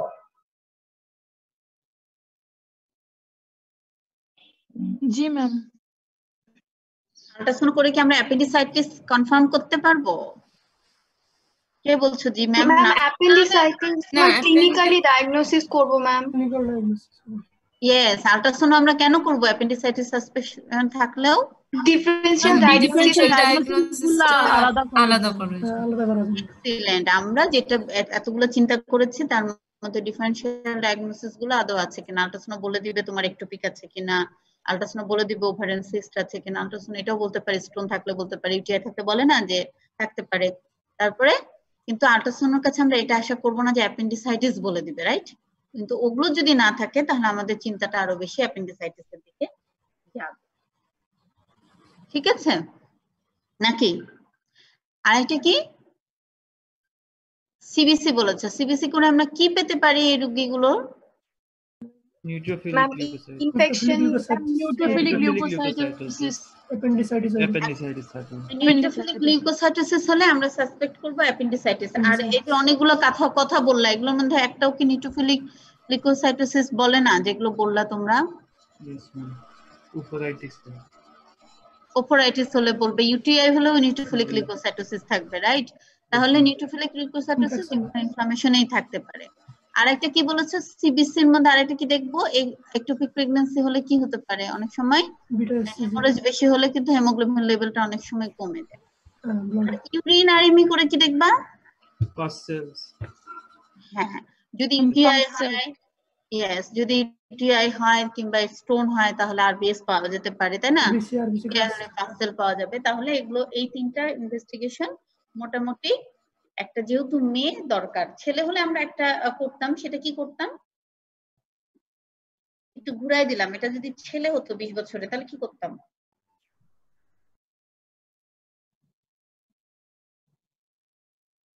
কোশ্চেনটা দেখতে পাচ্ছ?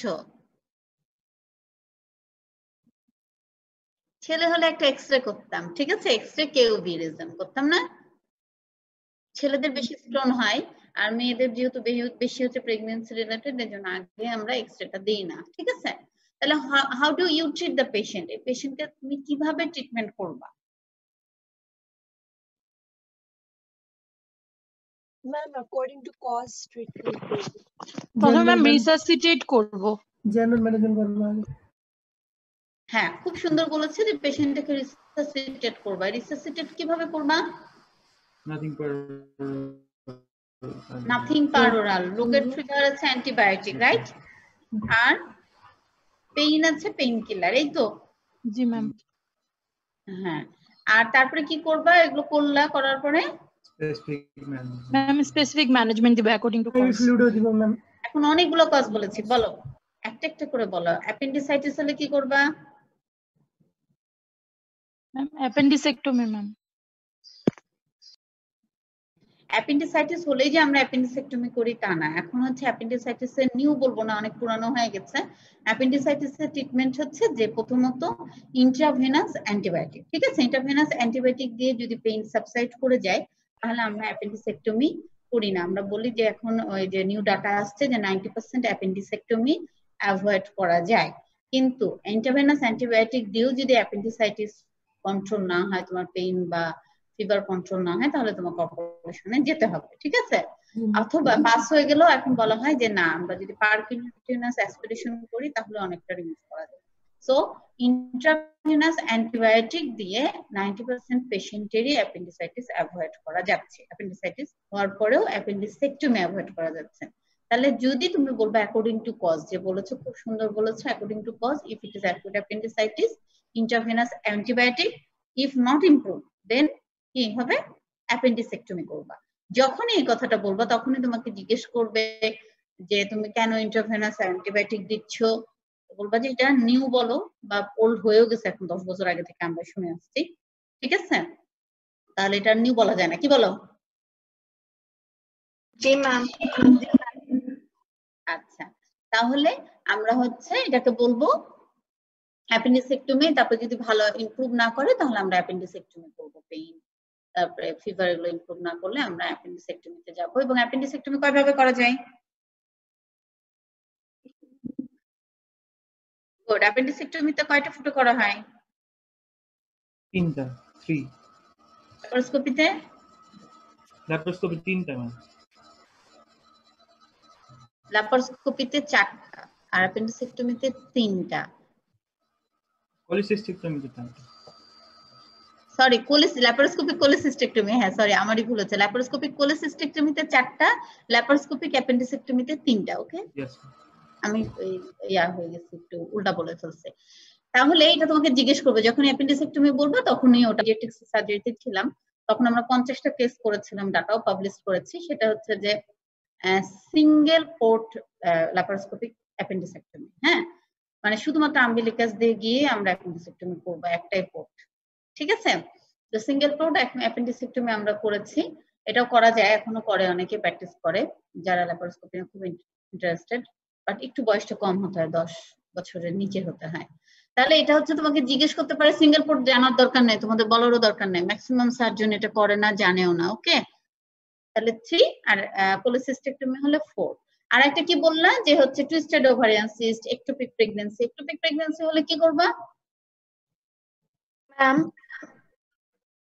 ম্যাম অ্যাপেন্ডিসেক্টমিতে ম্যাম 3টা পোর্ট যে করবো, ওটা কোথায় করব? একটা আম্বিলিকাসে করব, হ্যাঁ, আর হচ্ছে একটা করব আমরা একেবারে অ্যাপেন্ডিক্স কি রাইট সাইডে থাকে না, ম্যাকবার্নিস পয়েন্টের ওখানে, তো ওইখানে আমরা একদম একটা পোর্ট ঢুকাই, আর একটা পোর্ট ঢুকাই লেফট ম্যাকবার্নিস পয়েন্টের কাছে। লেফট ম্যাকবার্নিস পয়েন্ট বলি না ঠিক, তারপরে হচ্ছে স্পাইনো আম্বিলিকাল যে লাইনটা আছে তার মিডিয়াল 1/3, ল্যাটারাল 1/3 আমরা একটা পোর্ট দিই, মানে 3টা 3 দিকে দেই। আবার কেউ কেউ আছে আম্বিলিকাসের নিচে সুপ্রাপিউবিক রিজন আর আম্বিলিকাসের মাঝামাঝি একটা দেয়, অ্যাক্সেসিবিলিটি হতে হয়। আম্বিলিকাস দিয়ে যাবে ক্যামেরা, ঠিক আছে? Yes ma'am. তোমাদের চেহারাও দেখতে পাই না, মনে হয় কার সাথে কথা বলছি, একটু মাঝে মধ্যে কথা বলো। করোনার মধ্যে সবারই বাসায় আব্বু আম্মু সবাই ভালো আছে তো? জি ম্যাম। বের হচ্ছে না তো? খাবার দাবার আছে? হোম কল চলতে আছে। জি ম্যাম। জি ম্যাডাম, সব দোকান খোলা। খালি ফেসবুকিং করছো না পড়াশোনা করছো? সবই চলতেছে। একটা ছোট্ট পরামর্শ, সেটা হচ্ছে রিটেনের পড়াশোনাগুলো করে ফেলো, আমার মনে হয় অনেক ভালো রেজাল্ট হবে তোমাদের। আর কিছু যেটা হচ্ছে না যে আমাদের কাছাকাছি না, এইটার জন্য পরে যেন বাড়তি সময় যেটুকুই সময় পাও ওখানে দাও, কিন্তু পড়াশোনাটা লেভেলটা অনেক হাই করে ফেলতে পারো। দ্বিতীয় কথা হচ্ছে যে তোমরা যারা যে যেটা ভালো পারো সেটা করতে পারো, ধর্মীয় ভাবে যে যেখানে আসছো সেই ধর্মকর্মটাও একটু বাড়াতে পারো, কি বলো? কারণ রাস্তাঘাটে তোমাদের অনেক সময় যেত, যেটা এখন যাচ্ছে না। তো বাবা মার সাথে রিলেশনটাও ভালো হবে, ঝগড়াঝাটি কম হবে, ভাই বোনের সাথে ঝগড়াঝাটি কম করে। আমার ছেলে মেয়ে সারাদিন ঝগড়াঝাটি করে। তাহলে আসা, how do you treat the patient? তাহলে এই যে পেশেন্টটাকে তুমি ট্রিট করবে, তোমাকে একটোপিকের ব্যাপারে জিজ্ঞেস করবে। যখনই তুমি অ্যাপেন্ডিক্স বলবা, ঘুরিয়ে পেঁচিয়ে তোমাকে জিজ্ঞেস করতে পারে যে তুমি ক্যামেরা ঢুকালা, দেখলা যে অ্যাপেন্ডিক্স, যে আমি যে তোমাকে গল্পটা বললাম যে আমি করতে গেলাম অ্যাপেন্ডিসেক্টমি, পরে দেখি একটোপিক, তাই না? ক্যামেরাতে গিয়ে দেখি। তাহলে তুমি একটোপিক যদি হয়, তুমি এই ক্ষেত্রে কি করবা?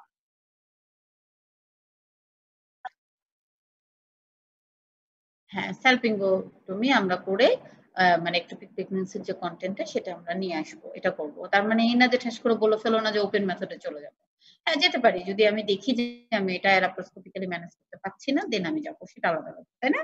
আর যদি তোমার হচ্ছে ওভারিয়ান সিস্ট পাও, তাহলে তুমি এটাকে কি করবা? সিস্টেকটমিও করে আসতে পারবে তুমি যদি এক্সপার্ট হয় না। আর অ্যাকচুয়ালি ইউটিআই হলে তো অ্যান্টিবায়োটিক দিয়ে শেষ করবো আমরা, বা ওই লো গ্রেড ফিভার এগুলো হলে, ইউটিআই হলে ভালো হয়ে যায় অ্যান্টিবায়োটিক দিলে। স্টোন থাকলে আমরা পানি খেতে বলবো, বলে ছুটি দিয়ে দেবো, রাইট? তাহলে আমি পরের কোশ্চিনে যাই। আর কোনো কোশ্চিন আছে এখানে?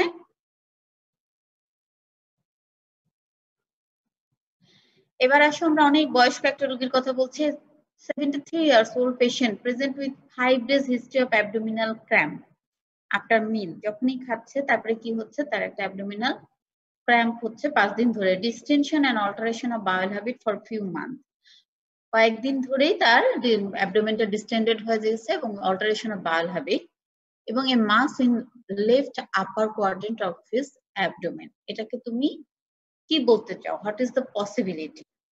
একটা তুমি যখন এক্সামিন করলা তখন দেখলা যে left upper quadrant of his অ্যাবডোমেনে একটা মাস পাচ্ছ। লেফট আপার কোয়াড্রেন্ট মানে কি? কোথায়?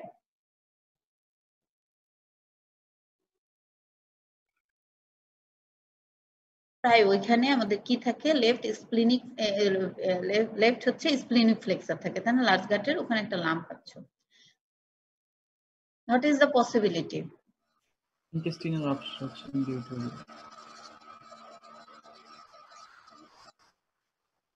Colon carcinoma. carcinoma. Carcinoma colon হতে পারে ম্যাম। হ্যাঁ, কার্সিনোমা অফ কোলন, কিন্তু তোমাকে কিছু স্পেসিফিক জিনিস বলে দিয়েছে। দেখো, একটা হচ্ছে 73 ইয়ার্স ওল্ড। এখানে যদিও তোমাকে what is the Intestinal possibility বলেছে। obstruction. হ্যাঁ, ইন্টেস্টাইনাল অবস্ট্রাকশন ডিউ টু তুমি বলতে পারো সিএ কোলন, বা মানে আমাদের ডিসেন্ডিং কোলন, বা তুমি ফ্লেক্সারও বলতে পারো, স্প্লিনিক ফ্লেক্সার। অথবা তোমার এটাও হতে পারে যে হচ্ছে ইম্প্যাক্টেড স্টুল হতে পারে, রাইট? ইম্প্যাক্টেড এই 73 ইয়ার্স ওল্ড পেশেন্ট যদি ওল্ড ডেবিলেটেড এবং বিছানায় শুয়ে থাকা হয়, তাহলে কিন্তু ইম্প্যাক্টেড স্টুল হওয়ার চান্সটা অনেক বেশি। হ্যাঁ, যদি ইয়া হয় বিছানায় শুয়ে থাকলে কি হয়, তাদের স্কুল পাস করে না, হার্ড হয়ে যায়, সেটা হতে পারে। তবে মোস্ট কমনলি হচ্ছে এটা কার্সিনোমা অফ কোলন, বিশেষ করে ডিসেন্ডিং কোলন, ঠিক আছে? লেফট সাইডে যেহেতু। তাহলে একটা পসিবিলিটি বললে carcinoma of colon, specially descending colon, এবং intestinal obstruction due to carcinoma of colon, specially descending colon. আর যদি সেকেন্ড আর কোনো অপশন বলে যে আর কি হতে পারে, তাহলে বলতে হবে, একটু ঘুরিয়ে সুন্দর করে বলবা যে পেশেন্টটা যদি ওল্ড ডেবিলেটেড, বেড বাউন্ডেড হয়, লেস মুভমেন্টের কারণে এটা ইম্প্যাক্টেড স্টুল হতে পারে। আমরা কিন্তু পাইছি, বুঝছো? এবং তোমাকে এই কোশ্চেনও করা হবে যেটা ইম্প্যাক্টেড স্টুল নাকি কার্সিনোমা, তুমি এটা হাত দিয়ে কি করে বুঝবা? আর কোনো আইডিয়া আছে?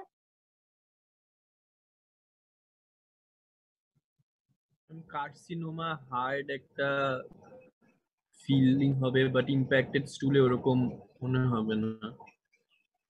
পেন থাকতে পারে ইম্প্যাক্টেড পেইন থাকবে যদি হচ্ছে ইম্প্যাক্টেড স্টুল হয়। হ্যাঁ, দেখো যে কার্সিনোমা কোলনও কিন্তু গাটটাকে অবস্ট্রাকশন করছে বলে এইসব সিমটম দেখা দেয়, তাই না? এবং ইম্প্যাক্টেড স্টুলও একই কাজ করছে, তাই না? একটা মাস এফেক্ট করে গাটটাকে অবস্ট্রাকশন করছে। কিন্তু এখন যদি তুমি হাতে একটা লাম্প পাও, এটা ক্যান্সার না স্টুল, এটা বুঝতে হলে আমাকে কি দেখতে পাচ্ছ? এই যে আঙ্গুল, আমাকে দেখতে পাওয়া যায়? জি ম্যাম। আচ্ছা, এই যে আঙ্গুলটা, তুমি যদি ওই লাম্প হয়, এটা যদি তোমার লাম্প হয়, এটা একটা ধরো লাম্প হাত দিয়ে পেয়েছি গোটা, এভাবে আঙ্গুল দেয়, তাহলে স্টুল হলে কি হবে? স্টুল তো আঙ্গুল দিলে ঢুকে যাবে, তাই না? ঢুকে যাবে।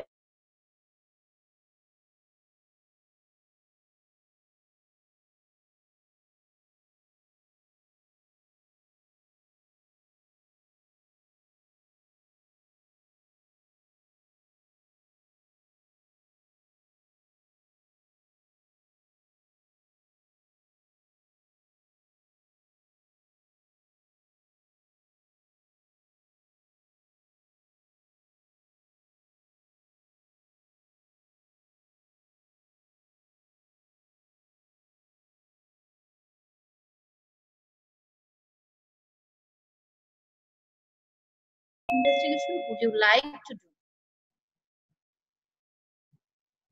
2-3 জন শুধু আমার সাথে কথা বলছো, 44 জন কথা বললে আমার কানটা ফেটে যেত। বাকি জন কি করছো? আচ্ছা, what are the investigation would you like to do? বলো দেখি। ম্যাম সিবিসি করতে পারবো, প্লেন এক্সরে আল্ট্রাসোনোগ্রাম করতে পারবো। সিবিসি করে কি দেখতে চাও? প্লেন এক্সরে অ্যাবডোমেন করে কি দেখতে চাও? আর আরেকটা কি বললাম? আল্ট্রাসাউন্ড করে কি দেখতে চাও? ম্যাম বেরিয়াম এনেমা করতে পারি। এনেমা, আমি হ্যাপি হয়েছি যে বেরিয়াম এনেমা করতে চাইছো, খুবই ভালো। ডাবল কন্ট্রাস্ট, হ্যাঁ আমি ওটা তো হ্যাপি হয়েছি। আর কি করতে চাও? কোলোনোস্কোপি। কোলোনোস্কোপিতে আমি হ্যাপি না, কারণ ইন্টেস্টাইনাল অবস্ট্রাকশনের মতন ফিচার যার থাকে তাকে কোলোনোস্কোপি আমরা করতে একটু ফিকাল অকাল্ট ব্লাড টেস্ট করতে পারি। আচ্ছা, অকাল ব্লাড টেস্ট করতে পারো। আর টিউমার মার্কার সিএ 99 দেখতে পারি। সিএ 99 এন্ড সিইএ করতে পারো, হ্যাঁ হ্যাপি। কিন্তু ওটা তো ক্যান্সারের জন্য করি। আর কিছু? এটা যদি না বাড়ে, ধরো নরমাল পেলা, তাহলে কি তুমি বলতে পারো যে এটা ক্যান্সার নাই? না ম্যাম, এমনি। হ্যাঁ, তাহলে এটাই ডায়াগনস্টিক ইনভেস্টিগেশন না, তাই না? এটা একটা প্রগনোস্টিক। আর কিছু? হ্যাঁ, CT scan of whole abdomen করব, করে দেখবো যে লাম্পের সাইজ, তার এক্সটেনশন, এটা আসলে স্টুল নাকি ক্যান্সার লুকিং, এটা বুঝতে পারবো। আর প্লেন এক্সরেতে আমরা বুঝতে পারবো যদি এটা আসলে ডিস্টেন্ডেড হয়ে ইন্টেস্টাইনাল অবস্ট্রাকশন হয়। কিন্তু দেখো এই ফিচার গুলো একটু একটু আছে, বেশি না। রোগী কিন্তু একেবারে অ্যাবডোমেন ডিস্টেনশন হয়ে ভমিটিং হয়ে যায় না, কিন্তু হয়েছে, তাই না? তাহলে আমরা একটা এক্সরে করলেও দেখতে পাবো যে অবস্ট্রাকশনের ফিচারটা খুব অবভিয়াস হয়েছে কিনা। আল্ট্রাসাউন্ড করে দেখতে পাবো যে মাসটা কতখানি। আর সিটি স্ক্যান করলে আরো বেশি বোঝা যাবে। আর তোমরা এখানে আমরা অ্যাসেস করতে পারবো যে অ্যানাল ভার্স থেকে যে টিউমার বা অবস্ট্রাকশনটা কত উপরে আছে এটা বোঝার জন্য, কারণ আমাদের অপারেশনের প্রিপারেশন নিলে এটা করতে হবে, তাই তো? তারপর আর কোনো? তোমরা যেটা এবার বললে, যদি এটা এখন আরেকটা জিনিস যে বলছিলা যে কোলোনোস্কোপি করে বায়োপসি করবা, এটা কিন্তু ক্যান্সার ডায়াগনোসিসের জন্য খুবই ম্যান্ডেটরি, তাই না?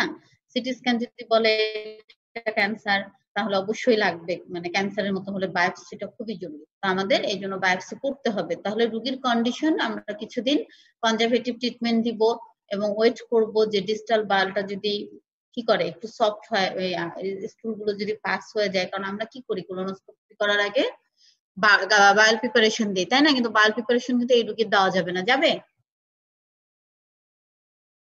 বায়োল প্রিপারেশন দেওয়া যাবে না, তাহলে কোলোনোস্কোপিটা রিস্কি হবে। তারপরে আমরা কি করব, ওই যে ফ্লিট এনেমা দিয়ে যদি আমরা কোনো রকম নিচ দিয়ে যদি কোনো কিছু ক্লিয়ার করতে পারি, তাহলে হয়তো আমরা একটা কোলোনোস্কোপি করে বায়োপসি করতে পারবো। পারলে আমাদের জন্য খুবই ভালো, আমরা কনফার্মেটরি ডায়াগনোসিস পাবো। আর না হলে শুধু সিটি স্ক্যানে কি হবে? ওটাও একটা ইমেজিং, তোমাকে অনেক বেশি ধারণা দেবে, বাট প্যাথোলজিক্যাল ডায়াগনোসিসটা আমরা করতে পারবো না, রাইট? এখন বলছে does this patient require any further treatment after surgery? After surgery করছি, এটা কখন বললাম? যাই এটা হয়তো বা কোশ্চিনের একটু যে আমাদের সার্জারি লাগবে কিনা। ম্যালিগনেন্সি হলে অবশ্যই লাগবে নাকি?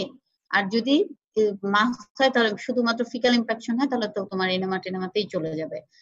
তাহলে ম্যালিগনেন্সি হলে সার্জারি লাগবে। এখন বলো দেখি কি সার্জারি লাগবে, রোগীটার অপারেশনের নাম কি হবে?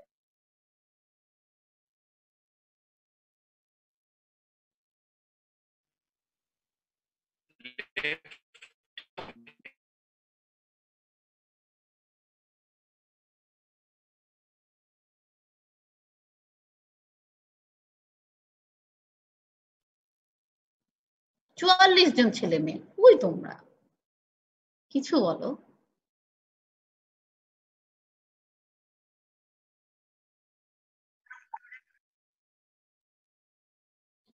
আচ্ছা, লেফট হেমিকোলেক্টমি একজন বলেছে, তো শুধুমাত্র লেফট হেমিকোলেক্টমি বললেই কিন্তু হয়ে যাবে না, হ্যাঁ? যদি ভেবে দেখো যে আমরা লেফট সাইডে তোমাদের কোলনের গাঁটটা চিন্তা করো, তাই না? Ascending colon, transverse colon, descending colon, তাই না? তো তুমি লেফট হেমিকোলেক্টমি করছো বলতে ট্রান্সভার্স কোলনে অন থার্ড কাটছো, ডিসেন্ডিং কোলন কাটছো, তাই না? লেফট সাইডে কেটে কি করবা? জোড়া লাগাবা না? নাহলে কি চ্যানেলটা অ্যাক্টিভ থাকলো? এটা তো রেখে দিই না, জোড়া লাগাই, তাই না? দুজনের জোড়া লাগাবো। এখন বলো দেখি এরকম একটা পেশেন্টের কোলনে একটা রিসেকশন অ্যানাস্টোমোসিস যে করলাম, লেফট হেমিকোলেক্টমি করে অ্যানাস্টোমোসিস করলাম, করলে কি রুগীটা মানে তত ওই যে জায়গাটা আমরা অ্যানাস্টোমোসিস করলাম হিল হওয়ার চান্স কতটুকু? 73 ইয়ার্স একটা ওল্ডের পেশেন্টের। ম্যাম কোলেস্টমি করব। ইয়াস, আইলোস্টমি করব, কারণ প্রক্সিমাল আইলোস্টমি করব। কারণটা কি? ওই জায়গাকে রেস্ট দেওয়ার জন্য, কারণ কোলনে হিলিং হতে কিন্তু অনেক সময় নেই জানো তো, বরং যে জুনাম আইলিয়াম এখানে কিন্তু হিলিংটা ভালো, কোলনে কিন্তু হিলিংটা সময় নেয় অনেক বেশি, এবং কোলনে কি হয় ক্যান্সার সাইট, তারপরে কোলনে হচ্ছে তোমার সার্কুলেশন কম, এই জন্য সবকিছু মিলায় কোলনে অ্যানাস্টোমেটিক লিকেজ হওয়ার চান্সটা অনেক বেশি থাকে। এই জন্য আমরা ওখানে কি করব, লেফট হেমিকোলেক্টমি করবো। এবং বয়স্ক রোগী যেহেতু, এনার তো ধরে নেওয়া হয় যে বয়স্ক রোগীদের রেজিস্ট্যান্ট পাওয়ারটা কমে যায়, ইমিউনিটি কমে, তারপরে যদি ক্যান্সার হয় তাহলে তো আরো ইমিউনো কম্প্রোমাইজ, রাইট? তাহলে সেই রোগীটার জন্য হিলিংটা খুবই কি একটু হলো ডিফিকাল্ট। এই জন্য আমরা কি করি, ওই জায়গাটাকে রিসেকশন অ্যানাস্টোমেটিক সাইটটাকে রেস্ট দেওয়ার জন্য এবং ভালো মতন হিল হওয়ার জন্য আমরা প্রক্সিমাল বলি কি ডিফাংশনিং প্রক্সিমাল, মানে শুরু উপরের দিকে যেন স্টুলটা এদিকে না আসে, কিছুদিন রেস্ট পাই, এই জন্য প্রক্সিমাল কি করি, আইলোস্টমি করি, রাইট? প্রক্সিমাল আইলোস্টমি করলে আমরা কি হলো ডিফাংশনিং, মানে জাস্ট ফাংশনটাকে ডাইভার্ট করে দেওয়া, এটা করে আমরা একটু রেস্ট দিই, তারপরে সে আবার অ্যাক্টিভ হয়ে যায়। A 25-year old man, ও আচ্ছা সরি, তার আরেকটা কোশ্চেন আমরা কিন্তু বললাম না, কোনো ফার্দার ট্রিটমেন্ট তুমি দিবা কিনা এই রোগীকে সার্জারির পরে? এটাকে কি ট্রিটমেন্ট বলে? সার্জারির পরে যদি আমরা কোনো ট্রিটমেন্ট দিই ওটাকে কি ট্রিটমেন্ট বলে? Adjuvant treatment. তাহলে তুমি অ্যাডজুভেন্ট ক্যান্সারের জন্য কি ট্রিটমেন্ট দিতে চাও রোগীর ক্ষেত্রে? কেমোথেরাপি, রেডিওথেরাপি আমরা জানি, কিন্তু এই রোগীর জন্য কি দিতে চাও? কেমোথেরাপি।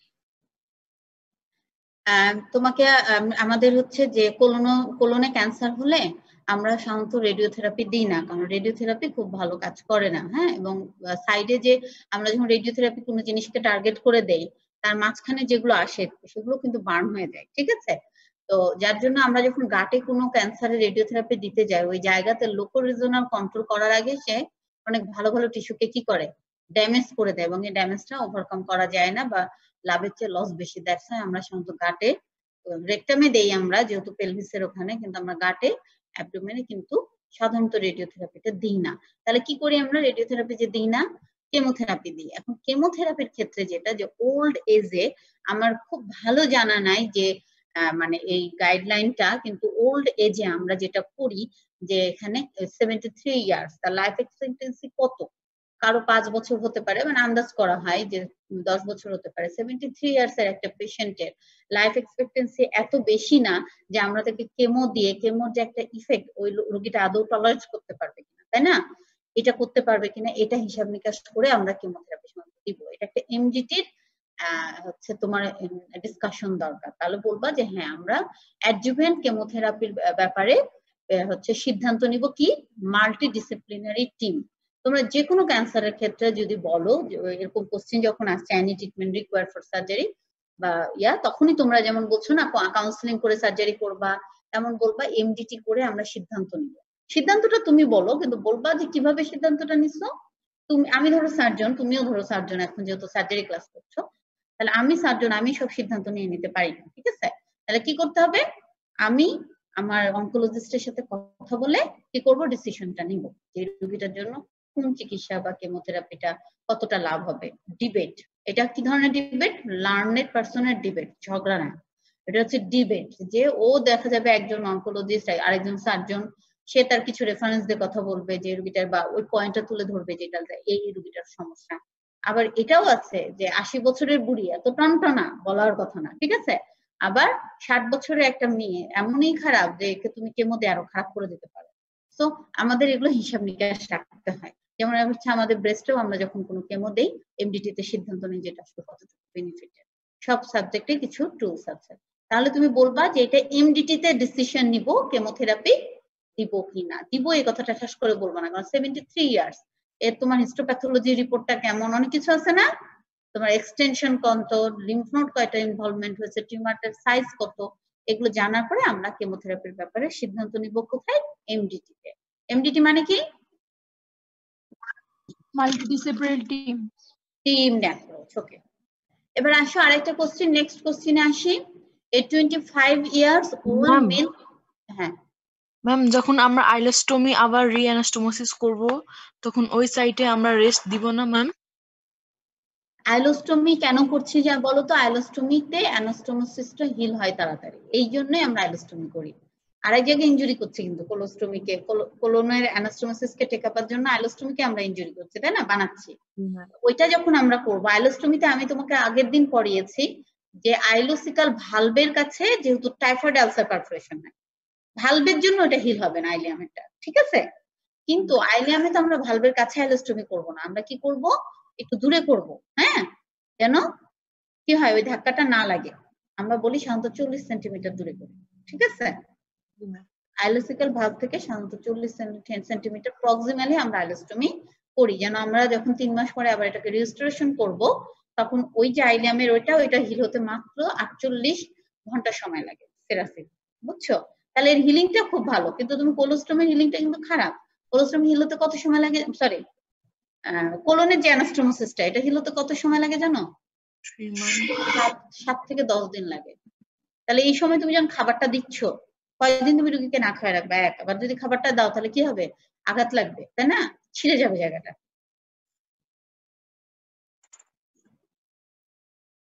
ঠিক আছে? যে কোশ্চেন করছিল খুবই ভালো কোশ্চেন করছো। তাহলে তুমি কি তফাৎটা বুঝতে পারলা বাবু? জি ম্যাম, জি ম্যাম।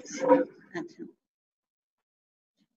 এবার আসো আমি এই কোশ্চেনে আসি। ভালো, তোমরা যে মনোযোগ দিয়ে ক্লাস করছো এটা আমি বুঝতে পারছি, thank you.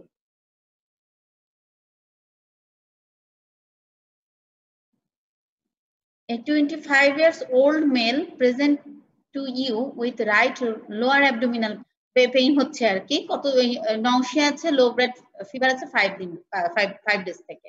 On examination there is an ill defined lump in the right iliac fossa. তুমি কিন্তু এক্সামিনেশনে একটা ill defined lump পাচ্ছ। তাহলে lower abdominal pain, nausea, low blood fever for 5 days. On examination there is an ill defined lump in right iliac fossa. কি হতে পারে? Appendicular lump. Appendicular lump. আচ্ছা, Ilosical tumor. বাবা, আর অ্যামিবোমা হতে পারে, যেহেতু আমাদের এই দেশে অ্যামিবিয়াসিসটা অনেক বেশি, অ্যামিবোমা হতে পারে, যদিও খুব রেয়ার, এটা এখন আর পাওয়া যায় না, আমরা অনেক অ্যান্টিহেলমিনটিক খাই, তাই না? আর কি হতে পারে? হ্যাঁ, একটু কার্সিনোমা সিকাম 3 নম্বরে বলে আমি হ্যাপি, কারণ এটা 25 ইয়ার্স ওল্ড। এটা যদি এখন 45 বলা হতো তাহলে আমরা কি অ্যাপেন্ডিকুলার লাম্প আগে বলতাম বাবু? জাস্ট বয়সটা চিন্তা করো, এটা যখনই 45 হতো সব ঠিক আছে, তাহলে তুমি কি বলতা? তখন তুমি কিন্তু অ্যাপেন্ডিকুলার লাম্পকে 3 নম্বরে বলতা, সিকামকে 1 নম্বরে বলতা। আর আইলোসিক্যাল টিবি সব বয়সের জন্যই কমন। হ্যাঁ, তাহলে 3টা মোটামুটি আমাদের মেন ডায়াগনোসিস আসছে, তাই না? যেহেতু ছেলে, মেয়ে তো না, আমরা অন্য কিছু আর ভাবতে পারছি না। What would be the differential diagnosis in a female patient? একটু আগে আমরা এটা আলাপ করে ফেলছি, রাইট? কি হতে পারে? টুইস্টেড ওভারেনসিস যদি হয় তাহলে কিন্তু হাতে একটা লাম্প লাগে, জানো তো? কারণ কি, ওখানে হচ্ছে ওভারেনসিসটা টুইস্টেড হয়ে গিয়ে হয়, লাম্প লাগতে পারে। এখন বলো, how do you treat the patient? কিভাবে রোগীটাকে ট্রিট করবে?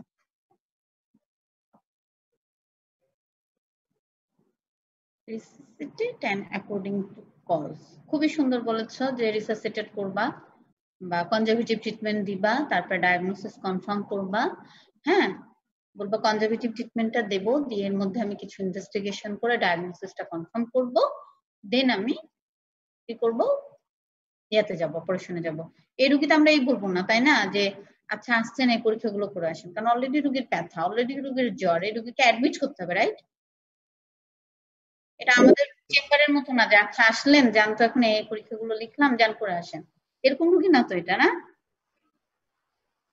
এই রোগীকে ভর্তি নিতে হবে, ভর্তি করে চিকিৎসা দিতে হবে, পাশাপাশি তার ইনভেস্টিগেশন গুলো করতে হবে, ঠিক আছে? তোমরা হাসপাতালে ল্যাপারোস্কোপিক কোলেসিস্টেকটমি অনেক রোগী দেখবা, কিছু রোগী আছে সকালে বাসা থেকে আসে, না খেয়ে আসলো, তারপর অপারেশন হলো, পরের দিন চলে গেল। আরেক রকম রুগী পাবা যে পেটে ব্যথা নিয়ে হাসপাতালে ভর্তি হলো, তারপরে হচ্ছে আল্ট্রাসাউন্ড করে কোলে স্টোন পাওয়া গেল, তারপরে তার অপারেশন হলো। ঠিক আছে, এর মধ্যে রুগী কিন্তু 2-1 দিন হাসপাতালে ছিল, তাই না? পেইন কিলার দিয়েছে, অ্যান্টিবায়োটিক দিয়েছে, দুইটা কিন্তু দুই রুগী, ডায়াগনোসিস কিন্তু একই, রাইট? অপারেশন একই, কিন্তু ম্যানেজমেন্ট কি একই হলো? না ম্যাম। তাহলে কি বোঝা গেল যে একটা কুল কেস, যে আমি জানি আমার পেটে একটা স্টোন আছে, আমি স্টোনটা অপারেশন করবো, সুন্দর মতন কথাবার্তা বলে গেলাম ডাক্তারের কাছে, সকালবেলা আসলাম, ভর্তি হলাম, অপারেশন করলাম, পরের দিন চলে গেলাম, দিস ইজ ডে কেস। সেই দিনও চলে যেতে পারে, তাহলে এটা হলো ডে কেস। আর যদি আমার হচ্ছে এমন ব্যথা হলো, আমি জানিও না যে আমার গল ব্লাডারের পাথর আছে, আমি হাসপাতালে ভর্তি হলাম, আল্ট্রাসাউন্ড করলো ও ডাক্তার, করে দেখা গেল স্টোন আছে, তারপরে কি হলো? এটা করতে একদিন লাগবে না ইনভেস্টিগেশন গুলো করতে? ততক্ষণে তুমি আমার ব্যথা তুমি নিয়ে ফেলে রাখবা যে আপনার ডায়াগনোসিস হয় না, কিছু করবো না, তা তো করতে পারবো না, তাই না? তখন তুমি কি করবা? অ্যান্টিবায়োটিক দিবা, পেইন কিলার দিবা, তাই না? এবং যেহেতু পেটে ব্যথা না খেয়ে থাকতে হবে, হ্যাঁ, না দিবা, দিয়ে তুমি এই পরীক্ষাগুলো করবা, তারপরে না তুমি ইয়া করবা। ট্রিটমেন্ট মানে কি শুধু অপারেশন? ট্রিটমেন্ট মানে কি শুধু অপারেশন না? ইয়েস, এই যে ব্যথার ওষুধ দিচ্ছ এটাও একটা ট্রিটমেন্ট, এই যে অ্যান্টিবায়োটিক দিচ্ছ এটাও ট্রিটমেন্ট। তাহলে how do you treat the patient? সুন্দর করে গুছিয়ে এখন বলবা।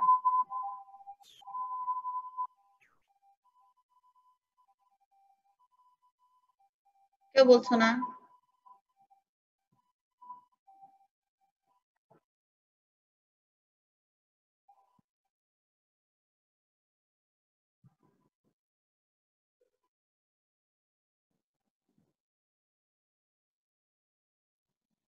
হ্যাঁ, বলবা যে রোগীকে আমরা হসপিটালাইজেশন করব, দেন আমরা কনজারভেটিভ ট্রিটমেন্ট স্টার্ট করব, এর মধ্যে ডায়াগনোসিসটা কনফার্ম করব, ইনভেস্টিগেশন গুলো দিব, কনফার্ম করব। কনফার্ম যদি হয়, এটা যদি কনফার্ম হয়, তাহলে আমরা কি করব? চিকিৎসা তো শুরু করে দিচ্ছ, তাই না?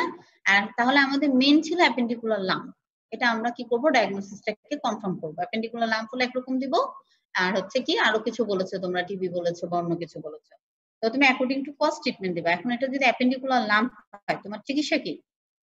তুমি অলরেডি কিন্তু কনজারভেটিভ শুরু করে দিয়েছো, না খাইয়ে রাখছো, অ্যান্টিবায়োটিক দিচ্ছ, এখন চিকিৎসা কি করবা? কনফার্ম হলো যেটা এটা অ্যাপেন্ডিকুলার লাম্পই, তাহলে কি করবা? নাইস, আমি হ্যাপি হয়ে গেছি। অর্সনা রেজিমেনে যাবা, তুমি অপারেশনের ইয়েতেও যাবা না, আর বাবা আপনি এখন বাড়ি যান তাও বলবো না, তাই না? তাহলে অর্সনা রেজিমেন্টটা কি একটু বুঝিয়ে বলো তো বাবু সুন্দর করে। It includes conservative treatment and monitoring of the lump. শুধু লাম্প মনিটরিং করি না আরো কিছু করি বাবু? Conservative treatment, monitoring of the lump, and advice from the appendectomy after 4 to 6 weeks.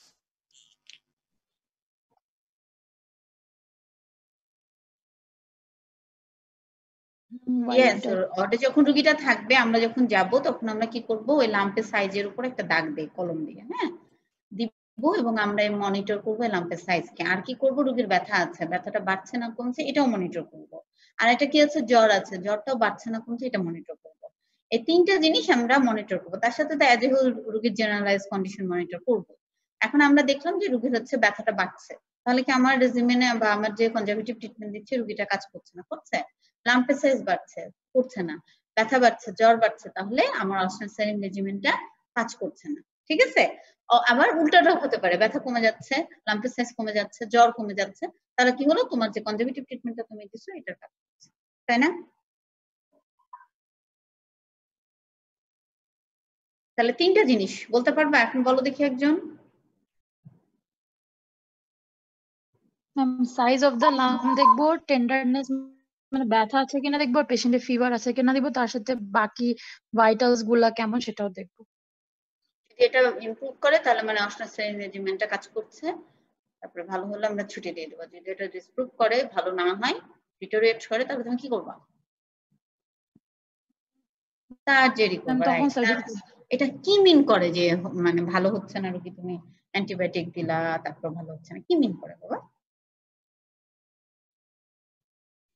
Toxaemia না, অ্যাবসেস হয়ে গেছে, অ্যাপেন্ডিকুলার লাম্পটা অ্যাবসেস হয়ে গেছে, এটাই মিন করে।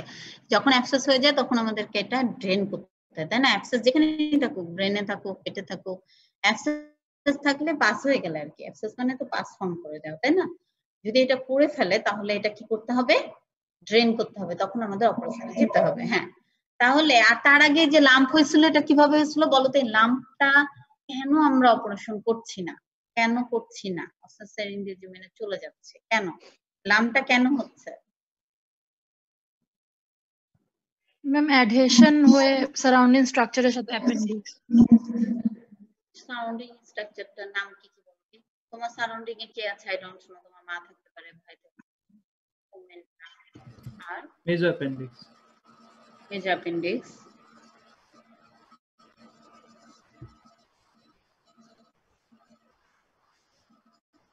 একটু সুন্দর করে চিন্তা করে দেখো, অ্যাপেন্ডিক্স থাকে কোথায়? সিকামে। হ্যাঁ, সিকাম থেকে অ্যাপেন্ডিক্স হয়, আলিয়াম আছে।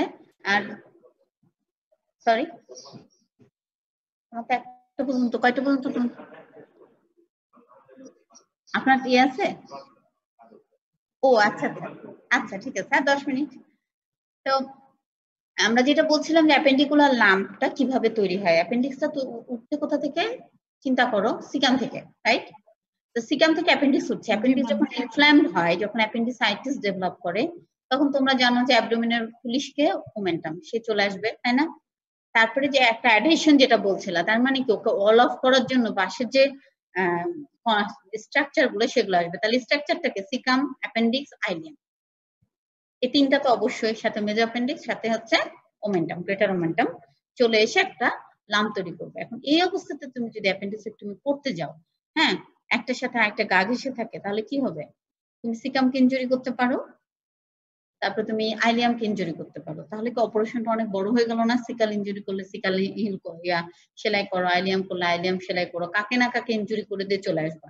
যখন অনেক ভিড়ের মধ্যে দিয়ে যাও তখন ধাক্কা তো লাগবেই, রাইট? জি ম্যাম। এই জন্য আমরা হচ্ছে অ্যাপেন্ডিকুলার লাম্পে অপারেশন করি না, কিন্তু যখন আবার এটা অ্যাক্সেস হয়ে যাচ্ছে তখন আরো বেশি করতে হবে তাড়াহুড়া করে, ঠিক আছে? তাহলে আমরা যদি ইনফ্লামেশনটা চলে যায়, অ্যাডহেশনটাও চলে যাবে। এরপরে ওই যে আগে যে একজন কে যেন বলল,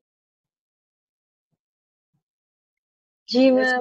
যদি তুমি ডায়াগনোসিস করো এটা টিবি, তাহলে অপারেশন, কি অপারেশন করবা? অ্যাপেন্ডিসেক্টমি করতে গেলেই বা লাম্প ইমপ্রুভ করবে না, ডায়াগনোসিস তোমরা তখন আরো ভালো মতন সিটি করবা, কারণ এইটুকু ইনভেস্টিগেশনের উপর তুমি টিবি কনফার্ম করতে পারবা না, ঠিক আছে? যদি অ্যাপেন্ডিকুলার লাম্প হয়, ইমপ্রুভ করে যাবে অথবা অ্যাক্সেস হয়ে যাবে, তাই না? যে কোনো একটা। আর যদি এটা দুইটার কোনোটাই না হয়ে টিবি হয়, তাহলে রোগী হয়তো ইমপ্রুভ করবে, কিন্তু জ্বর কমবে, ব্যথা ট্যাথা কমবে, কিন্তু লাম্পটা কিন্তু কমবে না। কমবে? লাম্প কমছে না, তার মানে তোমার একটু অন্যভাবে যেতে হবে। তখন তুমি ফার্দার ইনভেস্টিগেশন করবা, সিটি স্ক্যান, অ্যাবডোমেন, তারপরে কোলোনোস্কোপিক বায়োপসি করবা, নাকি? অন্য সিমটম চলে গেলে তখন তুমি এগুলো করে কনফার্ম করবা এটা টিবি কিনা, ম্যালিগন্যান্সি হলেও করতে পারবা, অথবা শুধু সিটি স্ক্যান করে একটা আইডিয়ার উপর তোমাকে গিয়ে এক্সপ্লোরেটরি ল্যাপারেটমি করতে হবে। করে তখন তুমি ফাইনালি যখন ওই লাম্পটাকে নিয়ে আসবা, তখন হতে পারে টিবি, হতে পারে সিএসিকাম, কিন্তু তোমার অপারেশন রিসেকশন তো করতেই হবে, তাই না? লাম্প তো সরানো যাচ্ছে না। তারপরে আমরা কি করব? অ্যানাস্টোমোসিস করে আসবো, এটাকে আমরা বলি রাইট হেমিকোলেক্টমি, রাইট? রাইট হেমিকোলেক্টমি করে তারপরে আমরা এটা ডায়াগনোসিস কনফার্ম করব। যদি টিবি হয় অ্যান্টি টিবি থেরাপি দেবো, সিএসিকাম হলে কেমোথেরাপি দেবো, ঠিক আছে? According to cause. এবং প্রথমেই লিখবা, তোমাদের কাছে অ্যাপেন্ডিকুলার লাম্পটা বেশি শিখতে শুনতে চাই, অ্যাপেন্ডিকুলার লাম্পটা আগে লিখবা, পরের গুলো সময় পেলে লিখবা, না হলে নাও লিখবা। লিখবা বা বলবা যখন বলবে, হ্যাঁ, বললে তো তুমি স্যারকে বুঝে বুঝে অ্যান্সার দিবা। নেক্সট কোশ্চেনে যাই বাবু, কোনো কোশ্চেন? তোমরা কি আদৌ বুঝছো না ঘুমাচ্ছ? আমি কাউকে দেখছি না। কতজন আমার ক্লাসে ঘুমাতে? আহারে, এখন কি ঘুমাচ্ছে তারা? না ম্যাম, ঘুমাচ্ছি না ম্যাম। তোমরা কি ক্লাসে হ্যাপি? জি ম্যাম। তোমাদের জানা মতে কোন কোন মেডিকেল কলেজে তোমাদের এরকম অনলাইন ক্লাস হচ্ছে তোমাদের মতো স্টুডেন্টদের জন্য? আর্ম ফোর্সেস মেডিকেল কলেজ আর কেয়ার মেডিকেল কলেজ। মাত্র 3টা মেডিকেল কলেজে আমরা ক্লাস নিচ্ছি এরকম, এই তো? পপুলার, তারপরে ঢাকা মেডিকেল, তারপরে সৌরাদ্দি, কোথাও হচ্ছে না এই ধরনের ক্লাস? পপুলার বলেছে স্টার্ট করবে, এখনো শিওর করেনি কবে থেকে, আর বাংলাদেশ মেডিকেলও এখনো শিওর করেনি। তুমি এক কাজ করো, খুব সুন্দর করে আজকে এই ছবিটা তোলো, তুলে ওই যে জুমের একটা ট্যাগ দাও, দিয়ে দাও আজকে ফেসবুকে। কে দায়িত্ব নিবা? নাহলে আমারে পাঠাও যে আজকে আমরা ক্লাস নিচ্ছি, ঠিক আছে? অনলাইনে আমরা যে নিচ্ছি এটা জানাতে হবে না? নিতে হবে কিনা? অন্যদের আমি কয়েকজনকে জিজ্ঞেস করলাম, বললে আপা আমাদের স্টুডেন্টদের কোর্সই কমপ্লিট হয় নাই সরকারি মেডিকেলে।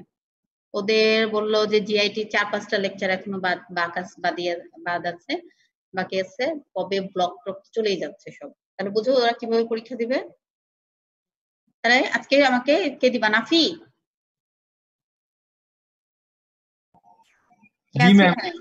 ওকে, তাহলে তুমি এই যে ক্লাস হচ্ছে এটার দু একটা স্ক্রিনশট না তোমাদের ইয়া সহ অ্যাটেন্ডেন্স সহ এমনিও দরকার, আর আমি একটা পোস্টও দিতে চাই, তোমরাও দিও যে তোমাদের ক্লাস হচ্ছে।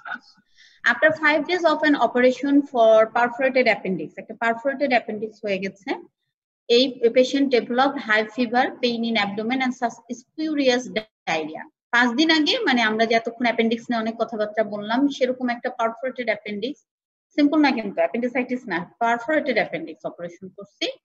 করার পরে কি হয়েছে 5 দিন আগে, এখন রোগীটার অনেক জ্বর, অ্যাবডোমেনে পেইন, স্পিউরিয়াস ডায়রিয়া। ডায়রিয়া হচ্ছে, ডায়াগনোসিস কি?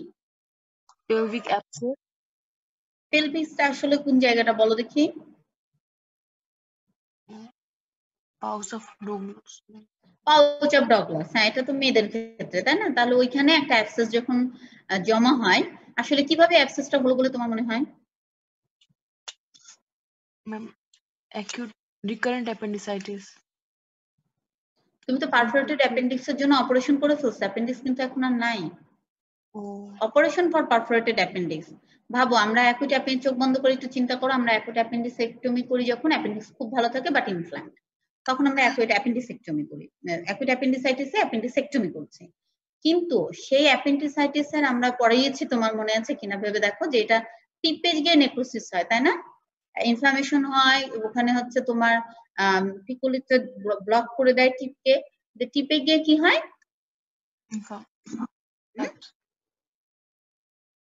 টিপে গিয়ে কি হয়? পারফোরেশন হয়ে যায়। যদি এই টিপে গিয়ে এটা পারফোরেশন হয়েই যায়, তাহলে কি হবে?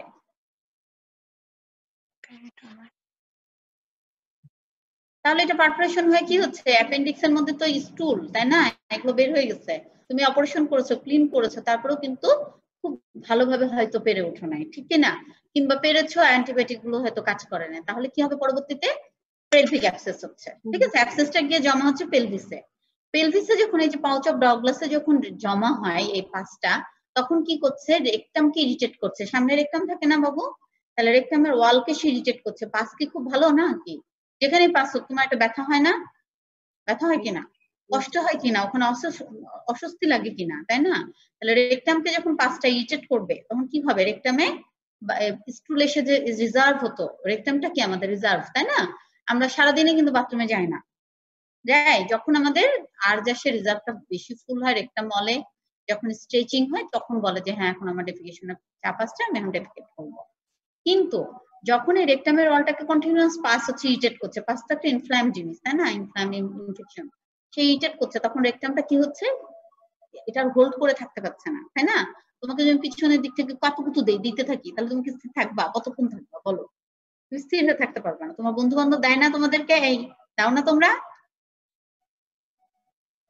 খুব ভালো। আমার স্টুডেন্টরা কি সবাই খুব ভালো? জি ম্যাম। জি ম্যাডাম। খুবই ভালো। যাক, আমরা এত ভালো ছিলাম না, আমরা মাঝে মধ্যে পেন দিয়ে গুতাতাম, হ্যাঁ, বান্ধবীকে গুতাতাম, বন্ধুকে গুতাতাম, আর আমি খুব সুন্দর করে স্যারের দিকে তাকায় থাকতাম। স্যার ভাবতো যে বাহ, নাফিসা খুবই ভালো, সে তো ক্লাস করছে মনোযোগ দিয়ে, কিন্তু পাশের জন কেন এরকম? ঠিক আছে, পাশের জন লাভ দিয়ে দিয়ে দিকে দিক তাকায়। তো ব্যাপারটা হচ্ছে রেকটামটা আমরা যখন ইরিটেট করছি, তখন হচ্ছে রেকটাম আর এই স্টুলটাকে ধরে রাখতে পারে না, তাই না? বা রিজার্ভ হতে পারে না। তখন স্টুল আসা মাত্র সে যখন পাস করে দিচ্ছে, তখন এটাকে ডায়রিয়া বলছি, কারণ এটা তো তখন সলিড হয় না, হয় বারবার স্টুল পাস হচ্ছে, এবং তোমার হচ্ছে ক্র্যাম্পিং একটা পেইন হচ্ছে রেকটাম ইরিটেট হওয়ার জন্য। পেইন যেটা বলছে, pain in abdomen and actually lower অ্যাবডোমেনে হয়, তখন এই ডেফিকেশনটা হয়। তাহলে এটা হচ্ছে pelvic abscess. How do you investigate the case? এই যে কেসটা তুমি তো সাসপেক্ট করছো, তাই না? ক্লিনিক্যাল আই, তোমার নলেজ বা আমাদের রোগীর দেখাশোনা, এগুলো দেখে আমরা ভাবছি যে এটা হতে পারে, তাহলে তুমি সেই অনুযায়ী কিছু ইনভেস্টিগেশন দিবা, তাই না? টার্গেট করে, নাকি? কি ইনভেস্টিগেশন দিবা বাবুরা? Ma'am CBC. দিয়ে কি পাবা? CBC, ultrasonogram of abdomen. Sadia বলছো কথা না? জি ম্যাম। ও সুন্দর, এখানে তোমাদের নামও উঠছে, যাক বুঝতাম না। তাহলে সিবিসি করবা, আল্ট্রাসাউন্ড করে দেখবা নিউট্রোফিলিক লিউকোসাইটোসিস, আল্ট্রাসাউন্ড করে কি পাবা?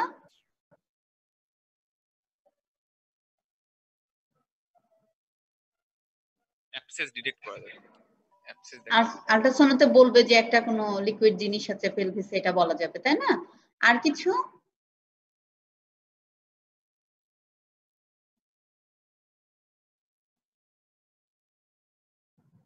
আপাতত এই দুইটা আমরা যদি করি, এবং আমরা কি করব, আল্ট্রাসাউন্ড গাইডেড পাসটা নিতে পারি। আর একটা করি আমরা কি করে, পাররেক্টাল পাসটা ড্রেন করি। ভেবে দেখো রেকটামের পেছনেই কিন্তু পাউচ অফ ডগলাস, তাই না? ওখানে কিন্তু অ্যাবসেসটা। তা আমরা যদি ডিআরই করি, আমাদের হাতে কিন্তু একটা বগি ফিলিং হবে, ঠিক আছে? তো এই ফিলিংসটা ধরে আমরা কিন্তু একটা নিডল দিয়ে পাসটা ড্রেন করে ফেলতে পারি, যদি আমরা ফিল করি বা কাছে হয়। এটা একটা ইজি কাজ যদি হাতে পাই, হাতে না পেলে কিন্তু ইজি কাজ না। না হলে আল্ট্রাসাউন্ড গাইডেড আমরা অ্যাসপিরেশন করতে পারি, ঠিক আছে? তারপরে না হলে কি করতে হবে বাবু?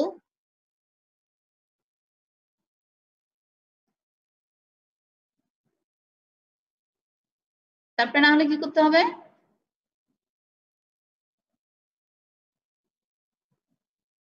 কারো কোনো আইডিয়া নাই? পেরিটোনিয়াল টয়লেটিং করব। ইয়েস, আমরা ল্যাপারোটমি করব এবং হচ্ছে পেরিটোনিয়াল টয়লেটিং করে আসবো, ঠিক কি না? অ্যাপেন্ডিক্সের ওই জায়গাটা আমরা হয়তো একটু চেক করব যে ঠিক আছে কিনা, বা আমাদের অপারেশনের সময় অনেক সময় আমরা এরকম পারফোরেটেড অ্যাপেন্ডিক্স অপারেশন করলে হয়তো বা আমি যে সেলাইটা দিয়েছিলাম অ্যাপেন্ডিক্সের লুমেন বন্ধ করার জন্য, তাই না? ওইটা হয়তো খুলেও যেতে পারে স্টাম্প, ওটা একটু চেক করে আসবো। খুলে গেলে আবার সেলাই দেবো, না হলে তো থাকলে চেকটা করে আসবো, ঠিক আছে? তাহলে ল্যাপারোটমি এন্ড পেরিটোনিয়াল টয়লেটিং করবো, আর কি ড্রেনেজ অফ অ্যাবসেস। এখন বলো দেখি এই রোগীটাকে অ্যাপেন্ডিসেক্টমি করলে কি আমরা ড্রেন দেই?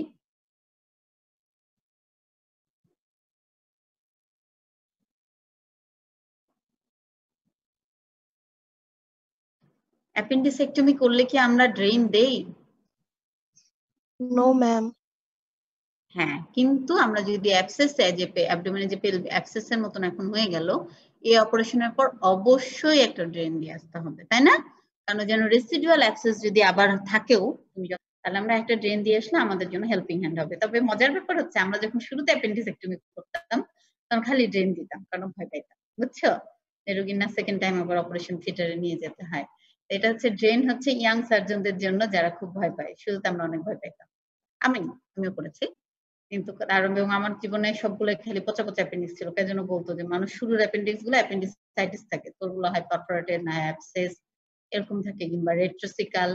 বাজে বাজে অ্যাপেন্ডিক্স দিয়ে আমার প্রথম 10টা অ্যাপেন্ডিক্সই খুব বাজে ছিল লাইফে, ইন্টারনি থেকে শুরু করে যতগুলো করছি প্রথম দিকে। পরে আবার দেখি খুব ইজি ইজি পাই। তো ইয়াং সার্জনদের জন্য ইজি জিনিস হবে, তাই না? তাহলে আসো, এরপরে আমরা কি করব, ইনভেস্টিগেশন করলাম, অপারেশন করলাম। অপারেশন শুধু করলেই হবে না, লং টাইম একটা অ্যান্টিবায়োটিকও দিতে হবে। তাহলে খুব শর্টকাটে যদি তুমি এখন অ্যান্সার দাও, তোমাদের বোঝানোর জন্য এত কথা বললাম, তাহলে অ্যান্সারটা হবে এরকম কি, after investigation and after proper counselling of the patient, কি করবা তুমি? ইনভেস্টিগেশন করবা, কাউন্সিলিং করবা, দিয়ে বলবা যে ইফ ইট ইজ পারফেক্টলি, যদি আমরা এটা প্যালপেট করা যায় তাহলে পারফেক্টলি আমরা ড্রেন করব। যদি না হয় তাহলে আমরা আল্ট্রাসাউন্ড গাইডেড অ্যাসপিরেশন করব পাসকে। যদি তাতেও আমাদের মনে হয় যে না এটা হবে না, তাহলে আমরা হচ্ছে কি করব, আন্ডার জিএ ল্যাপারোটমি করব, laparotomy and drainage of abscess and peritoneal toileting করব। আর যদি স্পেসিফিক ভাবে আমার মতন জিজ্ঞেস করে ড্রেন দিবা কি দিবা না, সেটা তখন তোমাদের সাব কোশ্চেন, ঠিক আছে? এটা তোমাদের বেসিক। আর অ্যান্টিবায়োটিক দিবা নাকি? অ্যান্টিবায়োটিক দিবা না? অ্যাক্সেস হচ্ছে বড় লম্বা টাইম একটা অ্যান্টিবায়োটিক দিতে হবে, 15-20 দিন লেগে যেতে পারে, ঠিক আছে? লম্বা। এরপরে কি করব? পরের কোশ্চেন, আগের কোনো কোশ্চেন আছে বাবুরা? ম্যাম আমরা কোন অ্যান্টিবায়োটিক দিব? আমরা সাধারণত যে অ্যাপেন্ডিক্স বা জিআইটির কোনো কারণে সিপ্রো এবং মেট্রো খুবই ভালো কাজ করে। হ্যাঁ, সিপ্রোমেট্রো হচ্ছে সিপ্রোফ্লক্সাসিলিন আর মেট্রোনিডাজল। তো এখন যেটা হয় যে যেহেতু অ্যাবসেস, আমাদের অ্যাবসেসের ক্ষেত্রে আমরা সবসময় পাসকে সিএস এ পাঠাই, রাইট? অ্যাকর্ডিং টু সিএস আমরা আবার যদি দেখি যে কাজ না হয় তাহলে আমরা চেঞ্জ করব। কিন্তু আমরা ইনিশিয়ালি ইম্পেরিক্যাল যে অ্যান্টিবায়োটিকটা দেই সেটা হচ্ছে গাটের ক্ষেত্রে মেট্রোনিডাজল আর হচ্ছে সিপ্রোফ্লক্সাসিলিন। কিন্তু তুমি যে সিএসটা পাঠাচ্ছ, ওই যে 5টা নিলেই তো তুমি 3 দিন পর একটা রিপোর্ট পাবা, তাই না? তখন দেখা যাবে যে তোমার সিপ্রো ধরো কাজই করে না, তাহলে তোমাকে যেটা সেন্সিটিভ দেখাবে ওটা চেঞ্জ করে ওটা দিতে হবে। কিন্তু তাই বলে যে তুমি 3 দিন ধরে অ্যান্টিবায়োটিক দিবা না তা কিন্তু না, ঠিক কি না? 3 দিন বা তুমি যখনই পাচ্ছ একটা অ্যান্টিবায়োটিক শুরু করবা, পরবর্তীতে 5টা রিপোর্টের পর যদি দেখো যে তোমার অ্যান্টিবায়োটিকটা ওকে, রোগী ইমপ্রুভ করছে, 5ও দেখাচ্ছে সেনসিটিভ, দরকার নাই। আর যদি ইমপ্রুভ না করে, 5এ দেখা যাচ্ছে এটা রেজিস্ট্যান্ট, অন্য কোনোটা বেশি সেনসিটিভ, তুমি এটা সুইচ করে যাবা, রাইট? জি ম্যাম। এই 55, আচ্ছা তোমাদের এখন একটা বেজে গেছে, তোমরা যদি চাও আমি আর একটু পড়াতে পারি, একটু 10 বাজে। এগ্রি?